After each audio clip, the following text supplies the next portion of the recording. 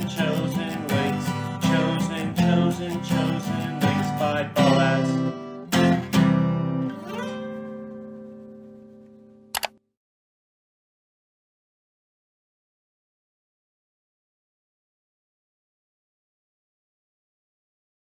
Hello, everybody. Welcome to Chosen Links with Boaz, and thank you very much for joining us today. I'm Boaz Hepner, your host, and I am beyond ecstatic, and I have extreme amounts of joy and surrealism in my brain that I'm about to sit down with some poker gods out there. I'm really excited. I've been a huge poker player and poker fan for years, but certainly not a pro. I've been friends with some of the people on this chat and others I've only gotten to know thanks to doing this. And we're going to talk today about two different things: the concept of poker itself, the lifestyle, what it's like dating poker players, things like that, whatever people have wanted to know about. And then we're going to cut to a very different topic, which is basically talking about the world of anti-Semitism and Israel and Zionism. And the reason we're going to talk about that is not just because everybody in this chat is interested in that emotionally, but also because there have been a few people who have spoken up in the poker community quite horribly, as even defending Hamas horribly. So it's really good to sort of get out some positive info from the same community that's getting some negative. So thank you for all being here. And without further ado, I'm going to give some short intros and then we're going to get right into the conversation. So in alphabetical order, we have my buddy Ronnie Bardah. Ronnie Bardah, bracelet winner, holds the record for the most consecutive main event cashes in a row in the most viewed poker hand of all time when he was bluffed out by Miss Finland. And he was also seen on Survivor, where he made it really far, all the way through being a first boot. Welcome, Ronnie. And thanks for helping me find some of these other great people. So next up, we've got Andy Bloch, an MIT engineer, a Harvard Law School grad, an inventor, a licensed patent attorney, a bracelet-winning poker pro since the 90s, and a former player and manager of the MIT blackjack team.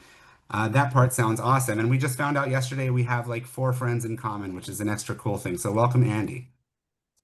Next up, we've got Albert Destrade. Albert is awesome. He was actually on a previous episode of mine, which was a Survivor episode. So thank you for being on number 2 here. Albert is a Survivor South Pacific runner-up, a college baseball washout, and a dating coach. He's a podcaster, a stand-up comic, and he plays high-stakes cash games. He actually cashed in the main event this year.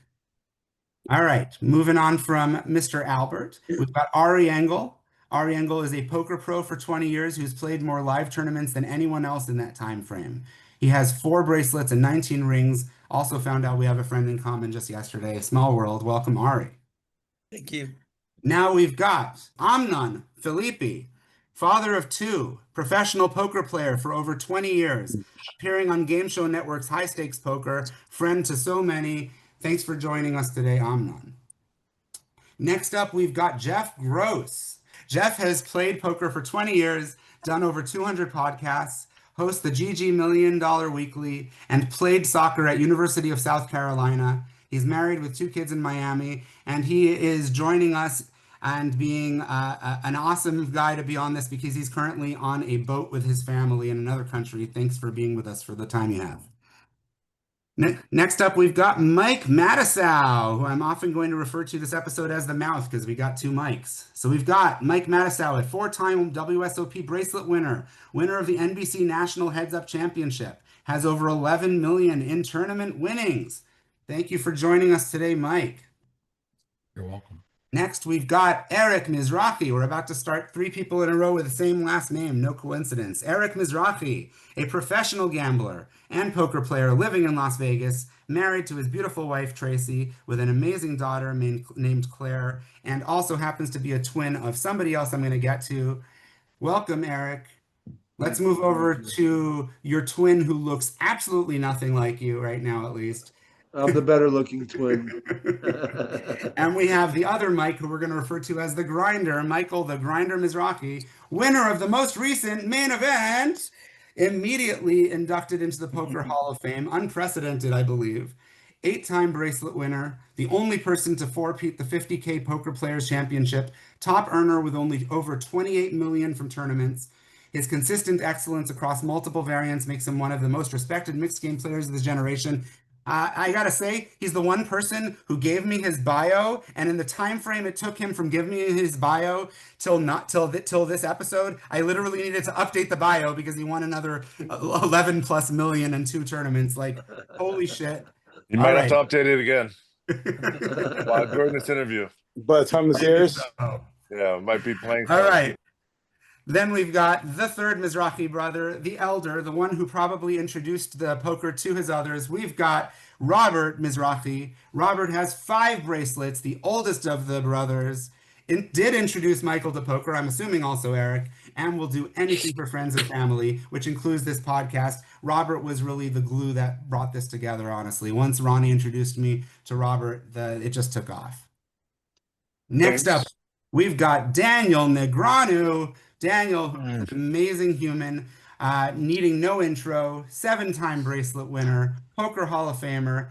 Daniel is arguably one of the best, most influential poker players in the world. I gotta say, right before this, one of the people that I spoke to, I get almost all the questions I'm gonna give you guys when I'm done with these intros are gonna come from other guests from other episodes. And one of those guests is Harmony Krieger, who is on Jewish Matchmaking with Eliza Ben Shimon. And Harmony has been a TV host for years. She told me that she hosted the WSOP in 2007. And back in 2007, she interviewed Daniel. She interviewed a few others of you. And she actually told me specifically that she wondered if Daniel is still vegan. And she said he was one of the most genuine, nice people she has literally ever met in her professional career. So I just wanted to sort of point that out. That was an hour ago. She told me that. So anyway, thank you, Daniel. We have Daniel for about half the time. Let's get on to the last 2 intros. We've got my oldest friend on this one, which is Robbie Straczynski. I've been friends with him since high school. Robbie is the founder of cardplayerlifestyle.com, the creator and host of the Mixed Game Festival, the translator of Eli Elezra's biography, Pulling the Trigger. Thank you, Robbie, coming in from Israel, where it's 10:20 p.m. right now. Thanks for doing this. And Thank you. and now, last but certainly not least, not said last because she's the only woman on the panel, but said last because it's alphabetically, she's a W. Melanie Weisner. Welcome, Melanie. She has played poker for more than a decade, competing at the highest levels, as well as coaching students and hosting decision-making workshops for C-suite of companies. She is also a gaming consultant for film and television, and she happens to also be a close friend of a very close mutual friend of Ronnie and I. Shout out to Jared Rubin, who is a professional poker player and sports betting genius. So thank you, guys. It is incredible to see all of you. Let's just jump right in. So I'm going to start off right away with a question that that Harmony asked me. And I thought it was a kind of a cool way to start. Since Harmony Krieger actually hosted and met a bunch of you guys back in 2007, she wants to know, how have you had to adapt your games? This is going out to people who were playing back then. How have you had to adapt your games since sort of the early 2000s in terms of how AI and just general game theory might have changed? How do you sort of catch up with the young gamers that come in? Who wants to start by taking this one? Well, I think Daniel could start with this. He's adapted pretty well.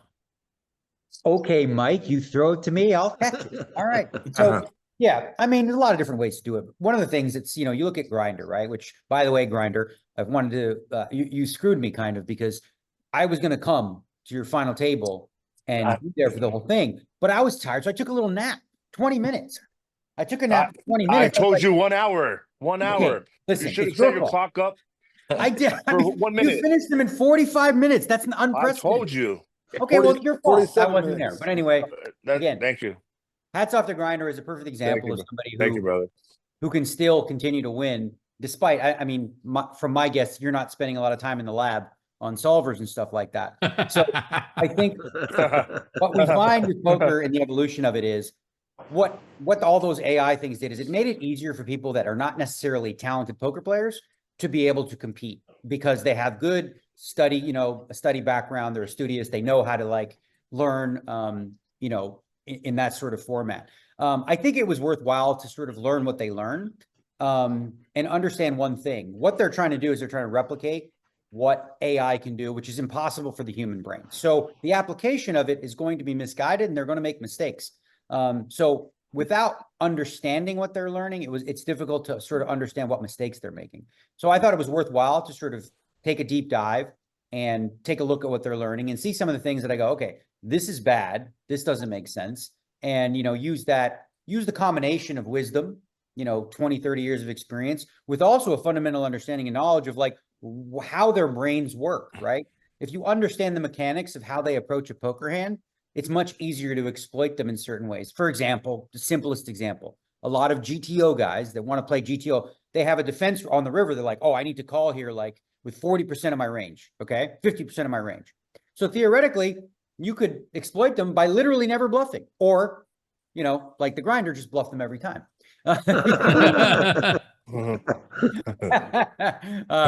yeah, so really understanding just the misapplication of the theory, you can only do that if you had 20, 30 years in the game that I do. So that was my approach. Learn what they learn and try to understand what I think they're misapplying.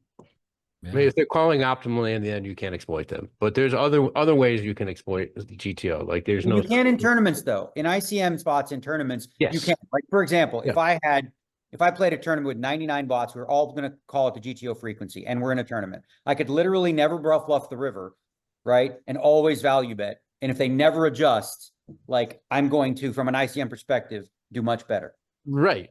So then it's no longer GTO from the standpoint of the entire tournament. Well, it's game theory optimal play itself, right? If you're not factoring in ICM, which is important in tournaments, which is stack preservation and all those types of things. If you just created that model specifically without ICM considerations, that will get crushed by any like smart player without needing to bluff. You could frankly do this against it. You could literally limp your marginal hands and only 3-bet aces, kings, and queens. And if it doesn't adjust to that, you're going to kill it. Right. Yeah. So And you showed that at the when you won the high roller, the 300K high roller, where you limped every hand, and they didn't know what to do. Well, that was a different thing. So essentially, for those that don't know, the way people learn how to use solvers is essentially they ask the computer a question. Should I check? Should I bet a little bit? Should I bet a lot? Or should I overbet? That's the question they ask, right? I was going to put them in situations like where they don't ask these questions. 100 big blinds deep. How do you play against the guy who's limping in middle position? Like they don't study that. And I knew that, and I've got 30 years of experience doing it. So I'm like, all right, well, let's throw this at them. And, it worked really well. Awesome. Now, question for, I'm assuming nobody else wants to chime in on that one. Can I ask, in these years, I mean, certainly we should defer to Melanie to start this question off, but any of you guys can. I had my friend Marnie ask a very obvious question. Where the fuck are all the female poker players? Like, it's pretty obvious that we see Melanie on there and she's the only one. And even when I asked Melanie, do you have anybody else we can bring to it? She had very few other ideas. So question number one is, has it changed like since the early aughts? Is there a much higher percentage of female poker players? Are we still working at the same low level? Like where are they? Because objectively, I wouldn't think this has to be a male-oriented sport. Oh, well, it's definitely a lot more females now that are joining in the poker community. Unfortunately, Mike knocked out one of them in the 50K and in the main event. And the final table. And so like in both the main event final tables, the one in Europe and the one in Vegas, that we had a female poker player at the final table. I don't think it's that is many, but it seems like the ones that we have are pretty good. I feel like in mixed games, and it's great for. I feel like in mixed games, we're actually seeing more women, to be honest with you, than we have in the past. Maybe in No Limit, you don't see it because it's just such a male-dominated thing. But in mixed game tournaments, I feel like there's a lot more women. I noticed a lot of women this year that I've never seen before in my life. So they're definitely maybe picking up mixed games more than they're picking up No Limit, I guess. I don't know. Is it possible that the reason there are less women because, like, when somebody, for example, a host asks a woman a question, that all the men answer the question and she's not, she's just waiting for her turn? Is it possible that that's part of the reason? That could be why. Yeah. Go ahead, Melanie, Melanie. I would never you like said, to I say never said a something? thing.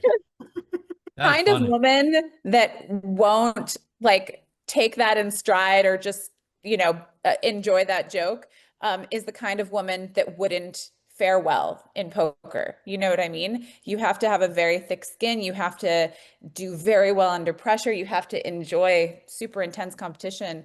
And maybe this take will be the hottest take of this whole show because far above anything regarding Israel.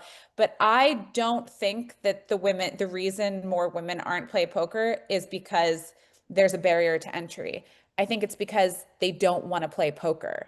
And the reason I think that is because we haven't really caught up biologically with where we are socially. Women are still more risk averse. And there are lots of things you can do to combat that. And it would be really advantageous for women to invest in that, right? Because the skills that predict success in poker are the same ones that predict success in many competitive arenas, including like all areas of business. So I think women should take heavy steps to override that implicit lean. And I'm obviously not saying all women, I'm not like that, but the majority of women do skew more conservative. They do skew more risk averse, and building up that risk tolerance is very, very difficult. So I think that there maybe was a time when women didn't want that atmosphere, and like, especially like maybe when I was coming up, like men would just like be quite lewd and like a little disrespectful, but that's not really the case anymore. I don't think. I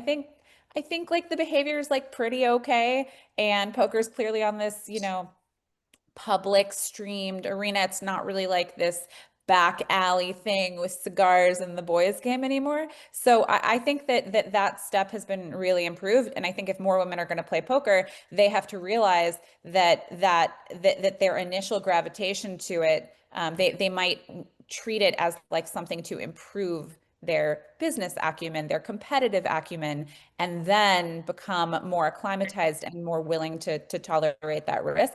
I just don't think women naturally gravitate towards that. I do think that when you see more women like Leo or Gail or whoever doing really well on TV and, kind of like crushing the guys, that's cool and inspirational. But I don't know if there's like a mass like epidemic of something we could do to get women to play poker. I think women just have to realize that building up risk tolerance is a huge asset, and something that they might not naturally gravitate towards, poker, could be a huge asset in their lives. I sort of want to echo what you're saying, because I think it's this weird obsession people have with like the percentage of women that play. If you look at from the late 90s when I started to now, the percentage of women that play has been pretty much the same, between 5 to 15%. What we've seen is more women are playing. Why? Because we've grown poker. If you grow poker as a whole, you're going to have more women playing poker. Now, are we really trying to get to this egalitarian place where like 50% of the entries are women? Yeah. Why? Why is this important? Romance, I'll give you an example. Romance novels, right? 94% of romance novels are bought by women, but that industry doesn't spend a lot of time going, what can we do to get more men to buy these Why books? aren't more garbage collectors women? Yeah, exactly. So it's okay to say, I would hope, Melanie and others, that like men and women have different interests. Like if you put a bunch of boys and girls around a bunch of toys, the boys lean towards playing with the trucks and the girls lean towards saying, this is like without any sort of social dynamic or, socialization, this is what they're sort of drawn to. So maybe for a lot of biological reasons, ancestrally, men were hunters and and like they were always taking risks while women weren't. And that sort of byproduct becomes what you've described, which is women typically aren't they're not as engaged in that. Like women are not as interested as sports as men are. And that's okay. I don't have a problem with it. I just think like we overemphasize, or at least some people do, the idea that it's because of boorish men who are assholes that women don't play poker. And I say, you know what? When you say that, you discredit women, as you think there's little flowers that need protection. I don't buy that. I think Liv said something like this too.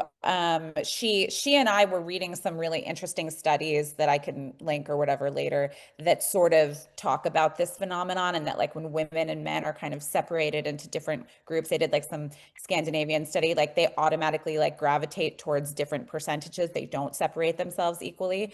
And she was very into science and STEM stuff and whatever. And she had like great professors and great role models. She was like, the reason women didn't want to, or the reason girls didn't want to do that in high school is because it wasn't cool. They didn't want to do it. Like it didn't seem cool to them. And I think that that this idea of like equality of outcome is not a healthy one. The equality of opportunity is what matters. And I would say, like, the one thing I would say is that growing up, and I don't know how it is now, like maybe it's better, but I don't think taking risk was generally like a prized thing for girls to do, whereas boys would be rewarded for that risk taking, like, you know, the competitive, like racing your go-kart, whatever it was. And women were not encouraged to, I think, be rewarded in that arena. Like, I didn't really know that I wanted to play poker until I actually had the experience playing poker. And I was like, oh, this is really fucking cool. But it wasn't because like I did so many risky, like, competitive sports, like as a kid, you know. But other than that, I agree. Like, people are just going to separate themselves according to what is compelling to them. By the way, Melanie, somebody quick question. Somebody, Ahmed Quraishi, who's been on my show, I wanted to know what the story is behind your nickname, Callisto 5. Oh, it's from Xena Warrior Princess. If anyone ever watched that, Callisto was the evil nemesis of Xena, and I thought she was really cool. You know, not to cut in here, but like you made so many good points about like women wanting certain ways and men certain ways. It's kind of like with your animals too, and it's like your cats, your dogs, that the way they're born to like certain things, and you can't force, like you just said, women are not like oh, let's all just go play poker. So it's just kind of I use that as an anomaly because I know I have like 6 different cats and they all like different things, and I have a dog that likes different things, and it's just everything, just the way it is. I think we could get to a place maybe like where we do catch up with ourselves, like our biology does catch up with where we are socially, but I don't think we're anywhere near there. And I don't know how long it would take to get there. I have a great idea for next year, for next World Series event. We should have a he versus she tournament. So every female that registers, then another male can register as well, and we get it televised. That's what we have. I think it'll be great for the world. I think it'll be great for the WSOP. So he versus she. Daniel, that would be up to you. So that Did we have battle? I think that would bring more women to play poker. Actually, Survivor did that years ago, and he versus she got down to like 6 women and 1 guy. That's what I'm saying. We should do it. And the guy, like all the women, they all fought against each other, and the guy ended up winning at the end because they couldn't collaborate when it got down to the final 7 or 6. I'm rooting for the female. I hope we have it, but I'm rooting for the every female. time. And also every time I speak to a woman that play in the women's event, they all hate it. I don't know if maybe Melanie can answer that. That's what we should do. He versus they all hate it. Everyone hates it. That's what we should do. He versus she. That's what we should do. He versus she. But I'm an outlier because one of the compelling things to me about poker was like competing with the guys and beating the guys, and I thought that was really exciting. And when I'm playing with the girls, this is bad. But when I'm playing with the girls, I automatically feel like I should win. And so when I don't, I'm extra tilted. The funniest thing ever is when women come into the poker table and they just try to show their cleavage, like we're just gonna muck our winning hands to them and stuff. I mean, I see that a lot. But you are. I mean, you're not going to do that. But like the male mind is absolutely going to be distracted by that. Like that's their goal, right? They're just trying to distract us. Me about that. It might have happened to me a few years ago. You know. But I don't know if I have or did. It's one of the best strategies, honestly. It's one of the best ones. Much easier for the females. I also want to say to just like also make sure like it doesn't like I'm not really like shitting on women at all. I love women who play poker. They're some of the most amazing women ever. And I actually think that because of women skew intuitively, I think that women are biologically and socially more intuitive than men. The women that do play poker and can tolerate the risk, well, whatever, often outperform outperform the men in those capacities. So that's why you see these women that are great are amazing. Well, I have a couple of thoughts about this. Sometimes I get into like a devil's advocate. So some of the stuff about originally, I'll try and remember to go back, but also to what was just said or what Melanie just said.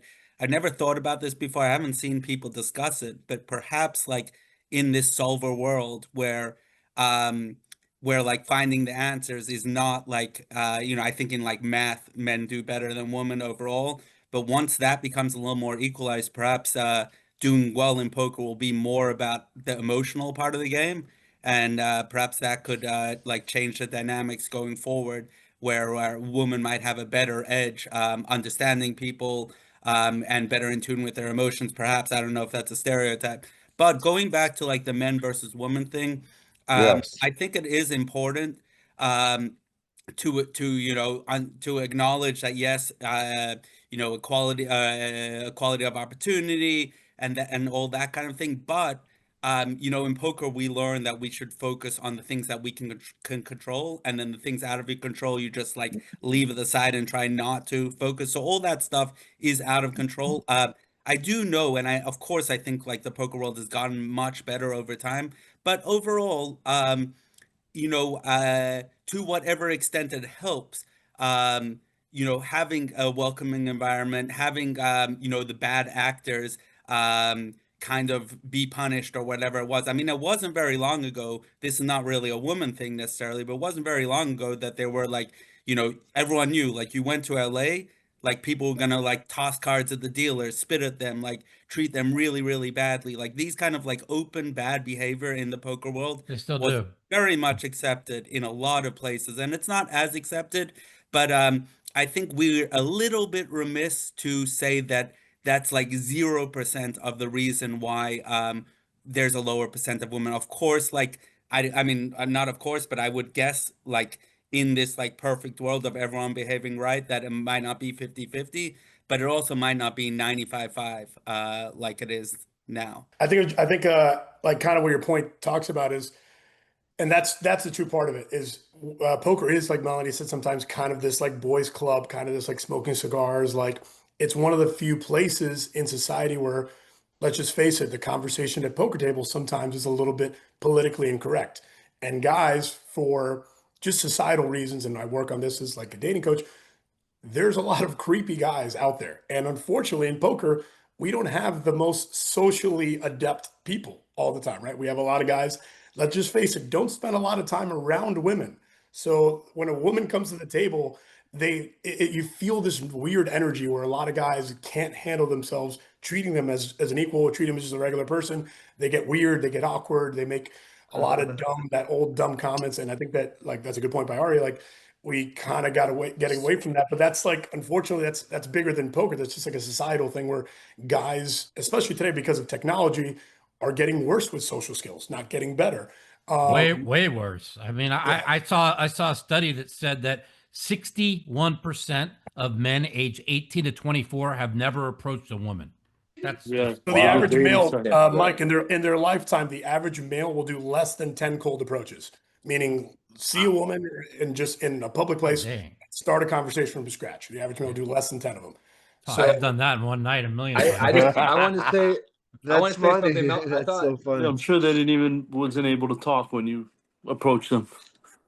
I thought Melanie made some great points, and Daniel, I never heard that romance novel specifically, but I do agree that this came up today. I'm with a group of guys who like to play poker, and wives or let's say girlfriends. I don't know everyone's situation here if they have a significant other, but personally, I've taken my wife. She's played in a charity poker event. She folded kings pre-flop, and like I knew this wasn't for her, and I actually wouldn't want my wife to play poker. Like it's cool that she knows the rules or kind of a little bit, but Daniel, I'm curious what you think, and some of others. Like there's Jennifer Tilly, Phil Locke kind of thing, or Foxons together, right? But I personally don't think I'd want my wife, or if it was a girlfriend, or at the time, or whatever, to be like playing poker. I wouldn't want my boyfriend to play poker either. I think that's part of the problem. One degenerate per family. One degenerate per family. So like, agree. As definitely agree. Poker players, I don't think most of us want our other person be playing poker, because I wouldn't want to hear about bad beats and hands and hear them talk about it and the time and effort. It's like that. So I think it's an expensive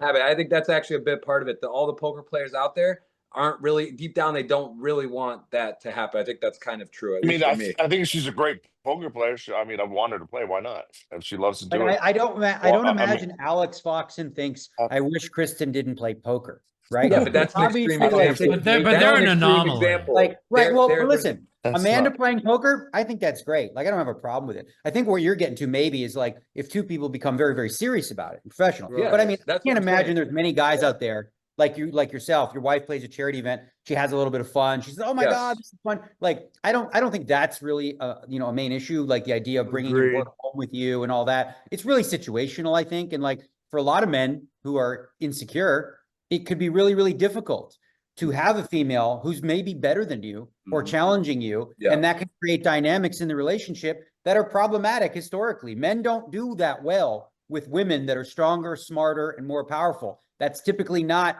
a win-win, or it's typically not feasible for a lot of men. Yeah. Women also don't want that. Women don't want to be more powerful, smarter, more successful. They want to be submissive. That's like a very high divorce predictor. But I did want to anecdotally share, when I did date poker players, I almost never wanted to talk with them about poker because there was always this like competitive dynamic of like, they have to let me know they're a better player than me, like subtextually while we're talking about hands. And it's just like a shitty environment to be in. But you see that like with all the friend groups too. Like, I don't know if you guys like remember, like back in the day when solvers weren't a thing and it was just like smart people kind of figuring it out, there was always this like, when someone would play a hand or whatever, and one of their friends in a group setting would be like, "That's the worst fucking hand I've ever heard." Like there was always this like negging going on and like display of who's better in the thing that maybe like could have been more healthy. And I just like Daniel is like completely on the mark here with all that stuff. I got one funny story, historic. I used to date Evelyn Ng, who was a poker player as a teenager. We were playing in this private club. And I'm up like 3,000 and she stuck like 2,000 and just playing terrible. But like, I made a thing with her. I was like, we got to play each other. I don't do this check stuff just because we're together, right? So I'm up 3,000. She stuck 2,000. I bet the river. She folds. And I don't know why I did this because I was an 18-year-old idiot. I showed her a bluff. That ended your relationship? Yeah, she went to the bathroom. We could all hear her just breaking everything in the bathroom. She came back with a she kicked me in the shins and told me to F off, and I deserved every bit of it. See, I wouldn't respect someone that didn't bluff me. That but like show you know. I mean, yeah, you would have said beat me in the bathroom. You would have brought him. They got to learn the hard way. Sometimes they got to learn the hard way. You know, maybe that's unnecessary, but play hard. Maybe playing hard, I think, is a sign of respect. To kind of intertwine the talk about adjusting over the years and women in poker, you know, I believe it's all about exploiting, right, the situation that you're in. And just over the years, I never studied any solvers. I never studied really at all. And I'm not saying that's a good thing. I wish I did, to understand what these kids are doing, what these guys are doing now. But I've had a lot of women come up to me, one being Shireen. She was on Survivor prior about five years ago when she got into poker. And she's like, I want to be respected at the table. I don't like when guys look at me a certain way and they said, "Oh, you belong in the kitchen," or "What are you doing here?" or just have these weird comments to her. And I was like, why do you care? Like, do you really want to play in a game with guys that are super respectful and have manners? It's going to be a really tough game. You want to play with these guys that think that you're never going to be a good player, or you're terrible, or you're going to make mistakes, or what have you. So I'm like, just play, just like. How do you think Grinder wins? Everyone thinks he's terrible, and he just keeps fucking winning. Yeah, use it to your advantage. Like exploit women. That's the women thing too, because like you have to realize, Maria Konnikova talks about this in her book as well. She's like, you have to realize, like, your goal is not to get someone to think you're good. Your goal is to figure out how someone is underestimating you and then take advantage of that. And once you realize that, I think there's a lot of freedom in that, because like naturally humans want to be respected by other people and, you know, thought that they're good or whatever. And like with a lot of my students, they'd always be like, well, I just want, you know, people to think I'm good or like to be respected at the table. And I'm like, is that what you really want? Like when I started not giving a fuck and not caring what people thought about my game, my results went up through the roof. And But we're all coming to this from like a trying to make money, professional, reason of playing. There are, as we know, many reasons people play poker, and many, like, it's very obvious. It'd be like super dumb if everyone plays to make money, because like 75, 80, 85% of people are not going to make money. And most people that play poker are smart enough to realize that. Obviously you want the chance of making money, but there are a lot of different ways, different reasons people have. And that's kind of one of the things that, like, I think like coaches would say, like, try and figure out the reason why your opponents are playing, and then you can have a better understanding of what strategies. Some people really just want to like kind of own out someone else and have that high, and some people want to make a monster fold or whatever. Yeah, I think what you just said is really a good point, because so many poker players, they want affirmation. They want people to think, "Oh, I'm so good. Oh, I want my peers to think I'm so good." But in all reality, poker's about making money. Okay, so you go to the game where you make money. It's not about, and coming from somebody that I always wanted people to know how good I was, and I wanted affirmation in the poker world. As I grow older and learn, you learn, like, who gives a fuck what anybody thinks about you? Just go out there and win the money. And it's something I tell. One of the things my good friend Mr. Helmuth is always worried about what people think about him. And I'm just like, Phil, we had a long talk the other day, and I'm like, Phil, you know what you need to do? Go out there and start playing like these big events. And you want everybody to think you're so good. Go out there and win the big events. Go and play more poker. Me, I could give a fuck. I just want to make money. So. I mean, it's hard not to, like, having the respect of your peers, having people talk nicely about you is like, it's a drug. I mean, it's like, it feels really good. So like, yeah, of course you want to make money, but also we have all these, like the hierarchy of needs and all that kind of stuff. Like, it feels really good when people say, "Oh my God, the mouth, unbelievable." Yeah, no, I get it. Like when I sit there and said, Ari, you're one of the best Omaha 8 players now. And I mean, I know that's like a drug, goes to your head. Of course, right? Of course. And so, yeah, I get it, and now I donate every 10K08. Now yeah, exactly. It'll work perfect. No, but I get it. Even if what I just said is somewhat true, yes, I still go and I grind the World Series of Poker every day. The reason why most of us are there, I mean, we could be playing cash games and making way more money. We're there because we want to be accepted from our peers. Speak for yourself about making more money playing cash. Right, I'm gonna interrupt. I'm gonna interrupt to take this to part of what you guys just said. It's not getting away from this part, but I wanted to ask. First of all, in terms of women, I very much appreciate that we can all agree Robbie Jade Lou is basically the emblem, and she should always be the best poker female player.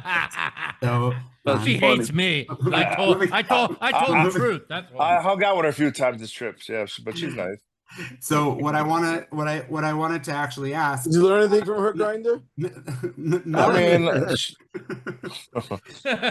Melanie has made a joke and said there's only space for one degenerate in relationship, and then some of you guys started to bring up, well, if I had a boyfriend, if I had a girlfriend, my spouse, what I want to do. I have a very specific. If anyone would ever date me, that's what I would do. Sure. But in any case, I'm not taking the bait on that one. But the point is that, okay, Aliza Ben Shalom, biggest Jewish matchmaker there is, had her own Netflix show. She messages me and she says, "I'm a dating coach. Would you consider it a red flag to date a poker player? Why or why not?" That you guys sort of touched on this, but I'm actually very curious. Do you guys actually consider yourselves, is there truth? Do you actually consider yourselves degenerates at the end of the day? Or is that just like a stupid joke you make? Because I don't consider any of you degenerates. You guys are basically not anymore. Any of us? It depends what you do with your money. That's exactly. Wait. If you're playing table games, don't ask me. Yeah, the guy at the grinder is just in the main event. I do not consider myself a degenerate. You're playing without an edge. You're a degenerate. Grinder has already spent all his money. Do you have any money left? I got depends, right? In the normal world, I'm seen as a degenerate, but in a group of all you guys, I'm like Kanish, right? I'm like a tight ass. I'm at bankroll management, never been broke, blah blah blah blah blah. But like to my normal friends, I'm like the biggest gambler, biggest degenerate of all time. They're like credit card roulette seems like so fucking crazy to them, right? Yeah. Playing poker, or going to the World Series, traveling, doing this, doing that. You're like, I used to be a degenerate, and I've gone broke 9 times, but I've not been broke. I haven't been broke since 2019, and I'm never going to be broke again. So, well, yeah, going back to like females dating poker players, we're just like basically athletes. We're going to be in Europe, we're going to be in Australia, you're going to be in Nevada, you're going to be, you know what I mean? So unless they come with you, you're going to be gone for quite a while. So sometimes it's going to be hard for a woman to date a poker. All right, I'm on the player. other side of that. I don't want to confuse poker players with athletes, because athletes. I actually think. Boaz, listen, here's the difference. So I don't think it's really the degeneracy reason that she's saying why poker players are red flags. Honestly, from my opinion, it's really a responsibility and like adulthood reason. Like you look around this room, there's a lot of accolades, a lot of success, a lot of fortune, whatever. There's not a lot of people up at 9 a.m. going to the gym and doing stuff early, right? It's like, Isaac Saxon, who I never thought I'd be quoting him on this podcast, but had a great quote, great tweet like 15 years ago. He said, sleep issues, a really interesting reason why so many smart people end up getting into poker. Like the average poker player wakes up at noon, has no schedule, likes not having a boss to answer to. So it's really, for me, it's more like I just turned 40 this year, like becoming an adult and having accountability and having a schedule. Like, you know, one of the big things, arguments that came up in the last few years, and, you know, kind of, I think to the first question we asked, I think this might be the real answer. They're like, how do you evolve in poker from 2007 to now? And people are like, you got to change with the GTO and this.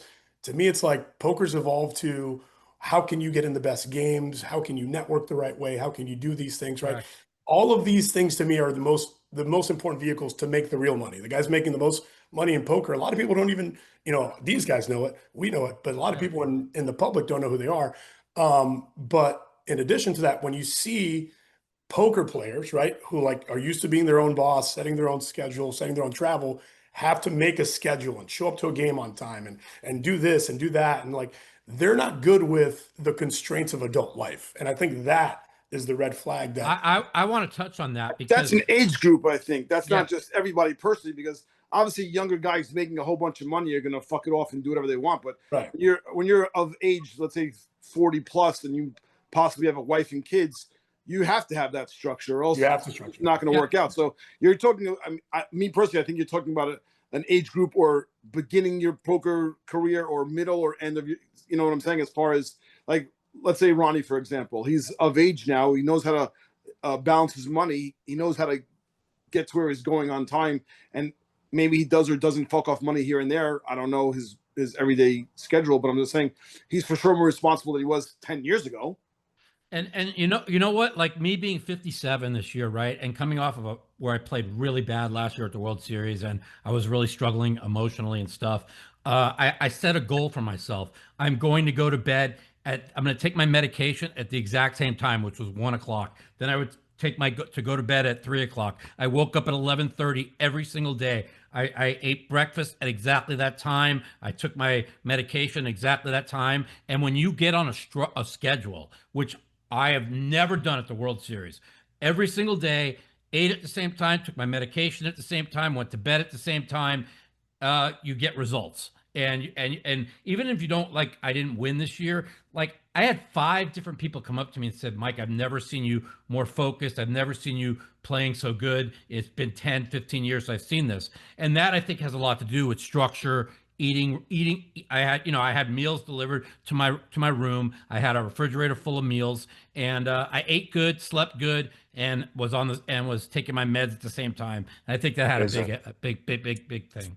But that's one of the reasons I think that a lot of women don't play tournament poker, especially, is that like the scheduling is just horrible if you have like a family responsibilities. Like Mike is saying, he has a schedule now, but look at his schedule: go to bed at 3 a.m., we get up at 11:30. I can't do that. I have kids most of the time, and I gotta get. I'm not gonna go and like hire a babysitter every single time for every single tournament. Basically, they would be living with a babysitter during the World Series if I wanted to play. So it makes it super hard to play tournament poker if you have responsibilities outside, especially now with these really long structures, and you don't make the money until day 2. Like, who wants to go and waste all that time and be removed from your family, and you might not even cash. Yeah. And I had an assistant also to help me full time. That you need helped. it. Yeah. Yeah. First time So ever, you- by the way. yeah. And if you're the one Tournaments should run like the WPT. They end like late-ish, but no dinner break. You can have dinner late. You can go home. You can have whatever time. I also think no tournament breaks. I think if you need a break, you take one. None of these massive lines at the bathroom, like nothing. Petition. Yeah. No, I'm for you. everybody I agree. like instead of like a time bank chip, you can also have a chip that says you can sit out for a round whenever you want. And That's a good idea too. I put myself in a position to take as many breaks as I want. That's why I try to accumulate as many chips as I can.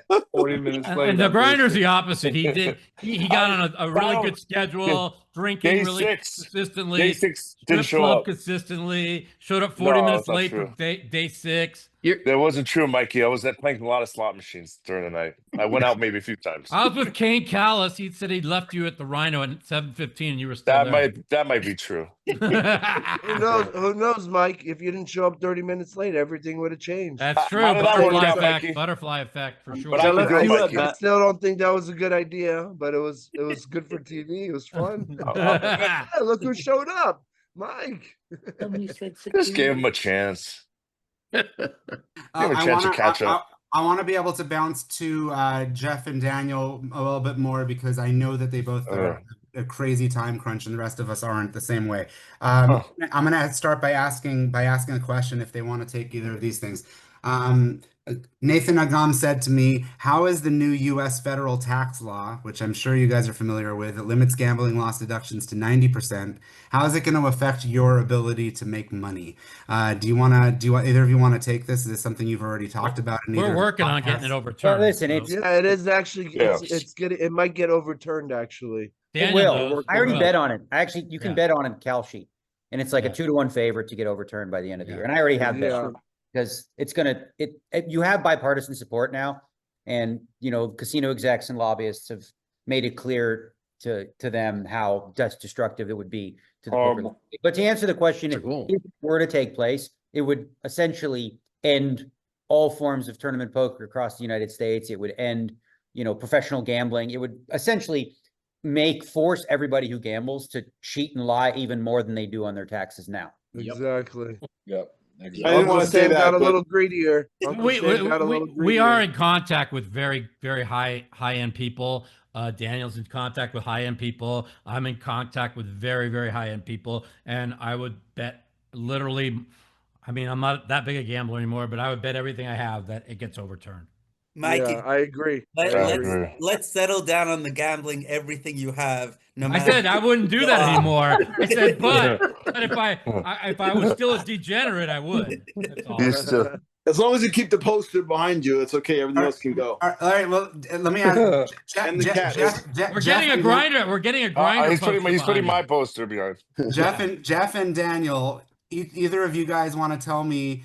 And since we're talking about putting all my money on something, craziest bet either of you guys have ever made outside of poker, just as like what we're talking about. Do you have something? I know Daniel, you must, and Jeff, I'm guessing you do too. No? Daniel, you're muted. Daniel, are you still? We talked about maturing, how everybody's matured as they're getting older. Are you? From what I can tell, actually, you seem like the same guy, other than having a beard now, that you used to be. No, he's matured a lot. Have you? Have you changed a lot in the last 20 years? I think he's becoming a rabbi.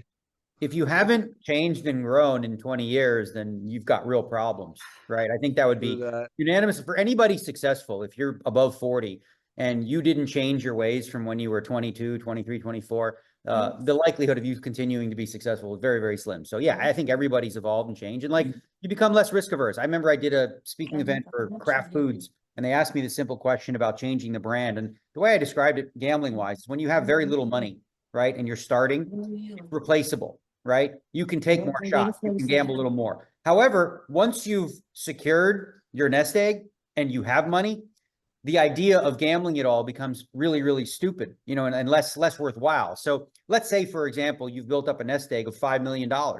How much will making it 10 change your life? Probably not much at all. However, if you continue to behave the way you did and just blow that whole 5 million, now you're back to square one again. But it's not as easy to replicate 5 million as it is 2,000, 5,000 that you borrow from. So when I was young, I took a lot of shots. Mike went broke 9 times. I probably went broke 90 times, maybe 100 times. All the time I'd go broke. I was as a teenager. The good news is, oh yeah, I remember there was times you were broke. You were sleeping on Jennifer's couch. I borrowed money from Mike Matusow, if you can believe it. Yeah, he owed me 15,000 for like 2 years. I remember that. It was 5. Don't exaggerate. Whatever. I don't remember. As long as you don't charge interest. Never. That behavior of risk taking is what allowed you to become successful. Exactly. Like it wouldn't have worked otherwise. I will say, oh, go ahead. Sorry, back in the old days, David Sklansky wrote a book about bankroll management and like how much money you need to move up in levels. And I sort of looked at that. I'm like, okay, I'll get there when I'm 375 years old based on his model, right? Like you just can't, right? So the way in which I did it, which I'm sure a lot of you guys did, is you had a little extra money, you take a shot in a little bit of a bigger game. If you lose like half of it or whatever, maybe you go back down and you regrind. But those valuable steps were worthwhile because as you go up in limits, you also play better players. So I would play, let's say 10-20 hold'em, and I'd go up to 20-40 or 40-80. I might lose a little bit back. I'm like, all right, go back to 10-20, but I'm a better player now. So my win rate at 10-20 goes up. Now I build some more money back up. I go back to the 20-40 until I stick. And I'm like, all right, now we're a 20-40 player. Okay, what's the next level? Let's go to 40-80. The leveling up is something you have to do to become successful when you're young. As you get to our age at this point, hopefully for most of us or whatever, you're at a stable place where, you know, there's no real value in risking everything. You hear that, Mike the Grinder? You hear that? You hear that, Mike? Like I'm speaking. Is this my therapy session with Mike? Yeah. It's partial therapy for Grinder Mike. therapy session. Mikey, I'm smarter than the 5th grader. Don't. But you have a number, right? Like for example, if someone said you could flip, let's say your net worth is 10 million, and someone said you can flip this coin, and you're gonna be a billionaire, you know, a third of the time, and 2/3 of the time you're going to go to zero. Would you take it? Yes. So in that case, yes, because there has to be a point where you do risk it at all. But the reason for that is because reward. Most of us have an immense amount of confidence that we can go back and be broke again. 100%. Yes. Yeah. If I didn't have if I didn't have a safety net, like no safety net at all, I'm just going to be on the street, I probably wouldn't do that. But knowing that, like, if I was dead broke tomorrow, I can get money from people and I can get back on my feet and I'll be fine. So in that case, the value, you're right. You make a good point. There's always a number, right? Risking $10 million bankroll to have $1 billion. With that $1 billion, you can do a lot of good. You can do a lot of good globally. You can do a lot of good for a lot of issues or things that you care about. Maybe even, you know, help end wars and stuff. Well, I know you're a reality TV fan, and obviously Ronnie and myself had some experience. You know, there's Survivor, there's Naked and Afraid. I'm going to give you guys a prototype that a friend and I were discussing for a show. I'm going to just deliver it here. It's a kind of a hybrid of what we're discussing here.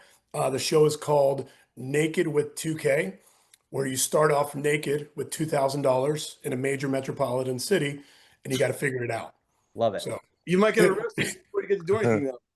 Oh, by the way, Dan, if Daniel ever goes broke, I'll lend him money. Don't worry. Daniel's not going broke. We don't need to worry I'll about tell you Daniel. what, one funny story, you talk about a bet. Huckseed made this bet, I remember. It was before cell phones. Huckseed was broke or whatever. He got out of debt and he had $15 to his name. That was his money, right? He obviously had $1 million in front of him, but $15 was his. So he bet David Gray that he could turn that $15 into $1 million in 1 year. And they bet like 200,000 on the side. I got a call from Huckseed the next morning because he only had $15 to gamble with. He called me and asked if I wanted to play 50-cent backgammon because he needed to start somewhere, and he's better than me in backgammon. So he was like, he was doing the grind. He was going to live off ketchup and bread and, you know, do whatever he had to do. You would know the answer to this. I saw that Steven Chidwick just posted something on Twitter, and then they were saying that Steven Chidwick literally started playing in the free rolls, and he started with zero money and turned it into what he has today. Is that true? A lot of poker players started with $50 or zero, I think, on free rolls. I mean, not a lot, but there are a handful of people that do that. I do want to hop off here, and I appreciate everyone and the time. This has been really fun. I wish I didn't have to leave soon. Just on terms of the the prop betting stuff, I would say I've actually bet a lot of prop bets and fun bets. If you're mentioning, there's been some weight loss bets like Jamie Staple brothers, if you remember that, they had to get a 150-pound gap. There's been some bike ride bets with Brian Rass where he did that. I don't know if you saw that to LA. So there's a lot of cool bets, a lot of prop betting over the years in poker. And I really do hate to jump here. This is really an eclectic group, an absolutely awesome thing. I will watch this afterwards. I appreciate the invite. Well, come on. We know you have more time than money. Listen, I respect all of you. I appreciate it. Some great stuff, and look forward to catching up with everyone. And hope to have all on my podcast in the future. If you haven't been on, thank you so much. Many of you. I'll see you August 5th, Jeff. Thanks so much for joining. Thank you, Jeff. Thanks, Jeff. Awesome. Really fun. Going back to prop bets, one of my favorite prop bets was with Phil Ivey in Lake Tahoe. We each had like $1,000 chip, and then it was there was an escalator, right? So Phil Ivey stuck his chip to the escalator, and I put mine, and whoever's dropped first was the loser. And of course, Phil beat me. I don't know. Maybe he licked his chip or something and put it on. But that was one of my. That's an amazing one. Before I leave, I do the best one I ever heard was the fake tits. Daniel, you must know this story. I'm sure some of you heard, and this is that guy still has those. That guy still has them. Yeah, he got C cups for 1 year for like $100,000. He loved them so much. He kept them. No, he said his wife liked them. Yeah, the girls, not his wife. Dude, he'd go out to the clubs and he'd get all the girls. Exactly. So there you go. I got to prop bet with Chino right now. Yeah, 100K. Some tits. Tell everybody what it is. I got a 100K bet with Chino. No drinking, no smoking, and no drugs. The only thing you could do is smoke hookah. Smoke hookah. That's the only thing you could do for 1 year. For 1 year. Mike, I'm the one that took Grindr's. I'm the one that took Grindr's. It's me versus Chino. So either of us break. Hopefully we both make it through, so we'll break even. But every day we ask for a pass. Oh, Chino make. When I was getting married, I asked. But I'm still favorite for Chino. I'm still a favorite of Chino because you're definitely a favorite, Mike. You're definitely a favorite. Why is Mike a favorite? Like Chino's been clean for like 3 years. Chino likes to smoke weed and vape. Oh, I didn't know that. Somebody said that they saw him vape. Somebody said they saw him vape. I think he didn't get caught. But if you look at the Bellagio cameers and you go to the security, he vaped in the Bellagio. He loves to vape. Yeah, Chino's my hero, man. That's all I know. He's willing to quit. But I'm willing to make another prop bet. What do you mean? We were with him at the hookah place. Anybody wants action? I'm willing to risk just like 10,000 that I have a 6-pack by next World Series of poker. Wow. And it's Mavs. You're fatter than me, so that's a lot of work. Man. What kind of beer? I'm not fatter than you. Is that be muscle or is it gonna be a tattoo? No, it's 6-pack. Actually, 6-pack abs. Okay. Actual abs or a tattoo? $10,000 for a 6-pack next summer, and is that in person? We have to look at you. Not a picture you post from distance in the mirror. That's a lot. That's gonna be. You're gonna have to work hard, man.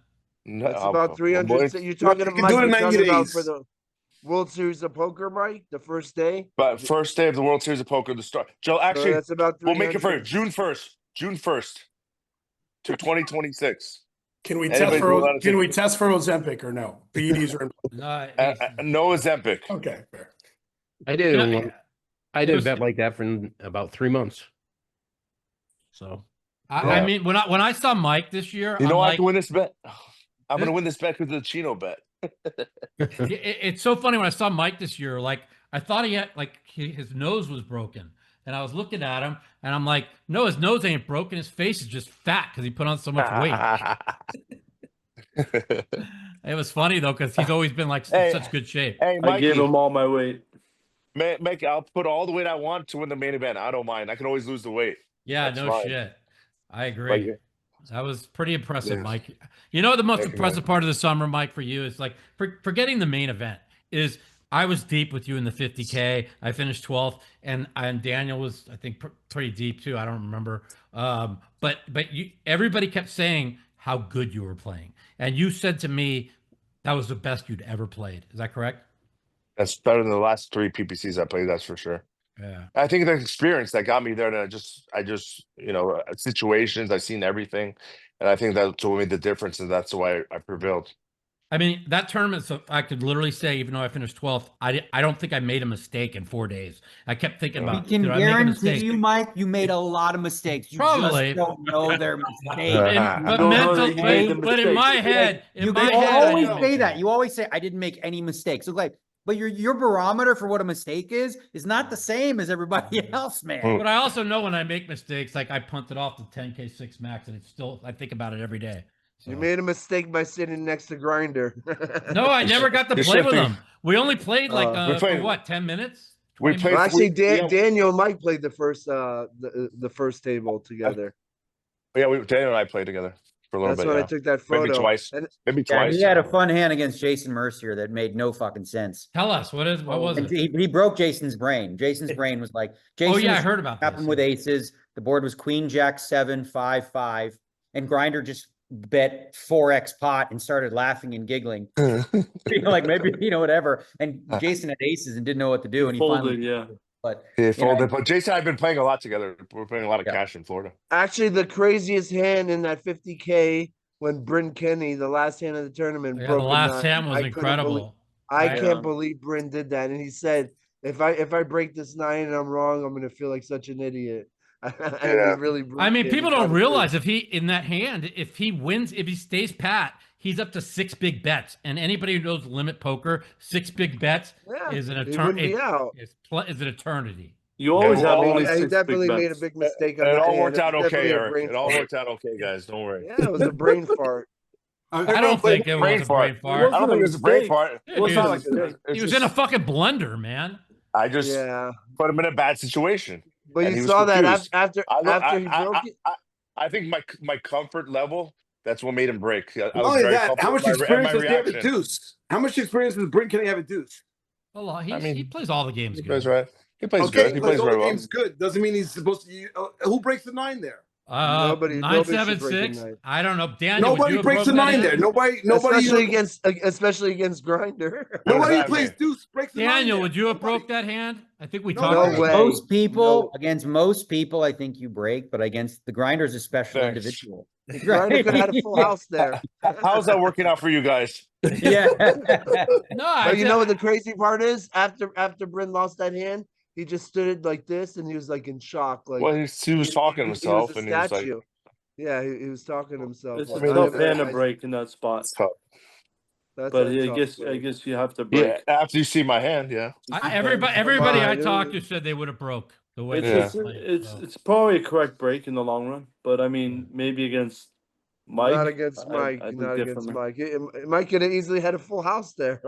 I'm gonna use it against you guys. Okay. All right, we'll see. But I mean, he could have an 8 many times in that spot too. So it just depends. But any 9 too. He had a terrible 9. He had 9-7-6-5. Breaking a 9. So we still talking about women dating poker players, or what are we talking about? So the reason why he broke it, I think he was affected by it because last time I showed it number 2, a 7-6 perfect. I think that was in his head too, so that he probably thought I actually had it.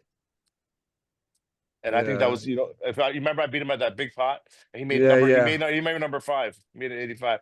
I think that was said as like Grinder for sure has it. So I think that helped me out. I'm gonna Anyways, next I'm gonna ask one last question right now, which you guys have touched on about this, and then we're gonna move on to second half talking about about Israel politics. Exactly. That's right. So one last. Right. Where's your charms, everybody? Hell yeah. One more thing, guys. One more thing. My key to success was I had the rabbi come. I put on my tefillin and I gave my tzedakah. Yeah. Yes, you did. Wait. And who called Rabbi Harlick to come? Me and Alan. There you go. Very nice. Yeah, we did. Yeah, we were on the phone. We're like, we need you to come to the final table, and we need you to make sure that Mike's head's in the right place because we can't let him win this and then fuck it all off. And so he had a long talk with you, and everything worked out. We even had David Oppenheimer do it. And I asked him how he did. He's like, you know what? I just felt better, but I didn't win yet. Those photographs of you with Phil in that day, and then at the end of the day with the Israeli flag were awesome. But right before we get to that, AJ wants to say hi. He's gonna go get pizza, but AJ wants to say hi to everybody. Hi. Wow. Go, Dom. Right, so my last question just about the poker world. You guys have touched on this a lot. Do you actually consider, like, everybody knows dice games, gambling? That's the epitome of gambling, right? Jewish law even says that people aren't allowed to make a living off of gambling, but what they're actually talking about is dice games. They're talking, that's what it comes from. That's what it comes from. Robbie knows what I'm talking about. Robbie knows what I'm talking about. It comes from the Talmud and so on, when they're talking about literally dice games, where it's literally 100% luck, no skill involved. That's what a true gamble is, at least Jewishly. What I want to ask you guys is, forget about Jewishly. Do you guys, as pros who are highly, highly successful and always will be, no doubt, do you consider yourself gamblers? Do you consider professional poker gambling? I'm not talking about when you do other prop bets. No. No. I don't. No. I don't have a one-word answer for that, but I say that everything exists on the spectrum, and in life, when you're deciding whether to cross the road, there's an element of risk to that. There is some chance that you will get killed. Correct. We all have this comfort level where we're willing to take certain risks and we're not willing to take certain risks. You start a business, so many things are out of your control. How the economy is doing, you go to, whether you get a raise or not, like all this stuff, like, is your boss having a bad day? Everything in life has an element of luck, has an element of variance, has things that are beyond your control, and then everything also has things that are within your control that are more on the skill-based component. So obviously this is a question that's asked and discussed all the time, but to me, having a yes or no answer to this kind of isn't accurate with reality, where reality is everything in life has this element of gambling to it. Ari, you're the only person, I think other than Robbie and myself, who grew up going to modern Orthodox, school and so on. Yeah. You also grew up highly observant, I think, in the modern Orthodox community, right? So yeah, as did I. As did you also? Yeah, Okay. I went to MTA. Oh, I didn't know that. That's awesome. That's where the Beastie Boys went, I think, right? Well, he left school the year before I got there. That's amazing. So didn't the Mizrachis grew up as Orthodox, right? No, conservative. Conservative, Okay. but I went to All right. Well, the question applies to all of you. This question applies even to non-Jewish people as well. Have you gotten pushback from the religious parts of the community that you're from, that your families might be from? Have you gotten pushback as basically, this is not a career for? Well, I can tell you one thing. Like, they're trying to get Texas legalized.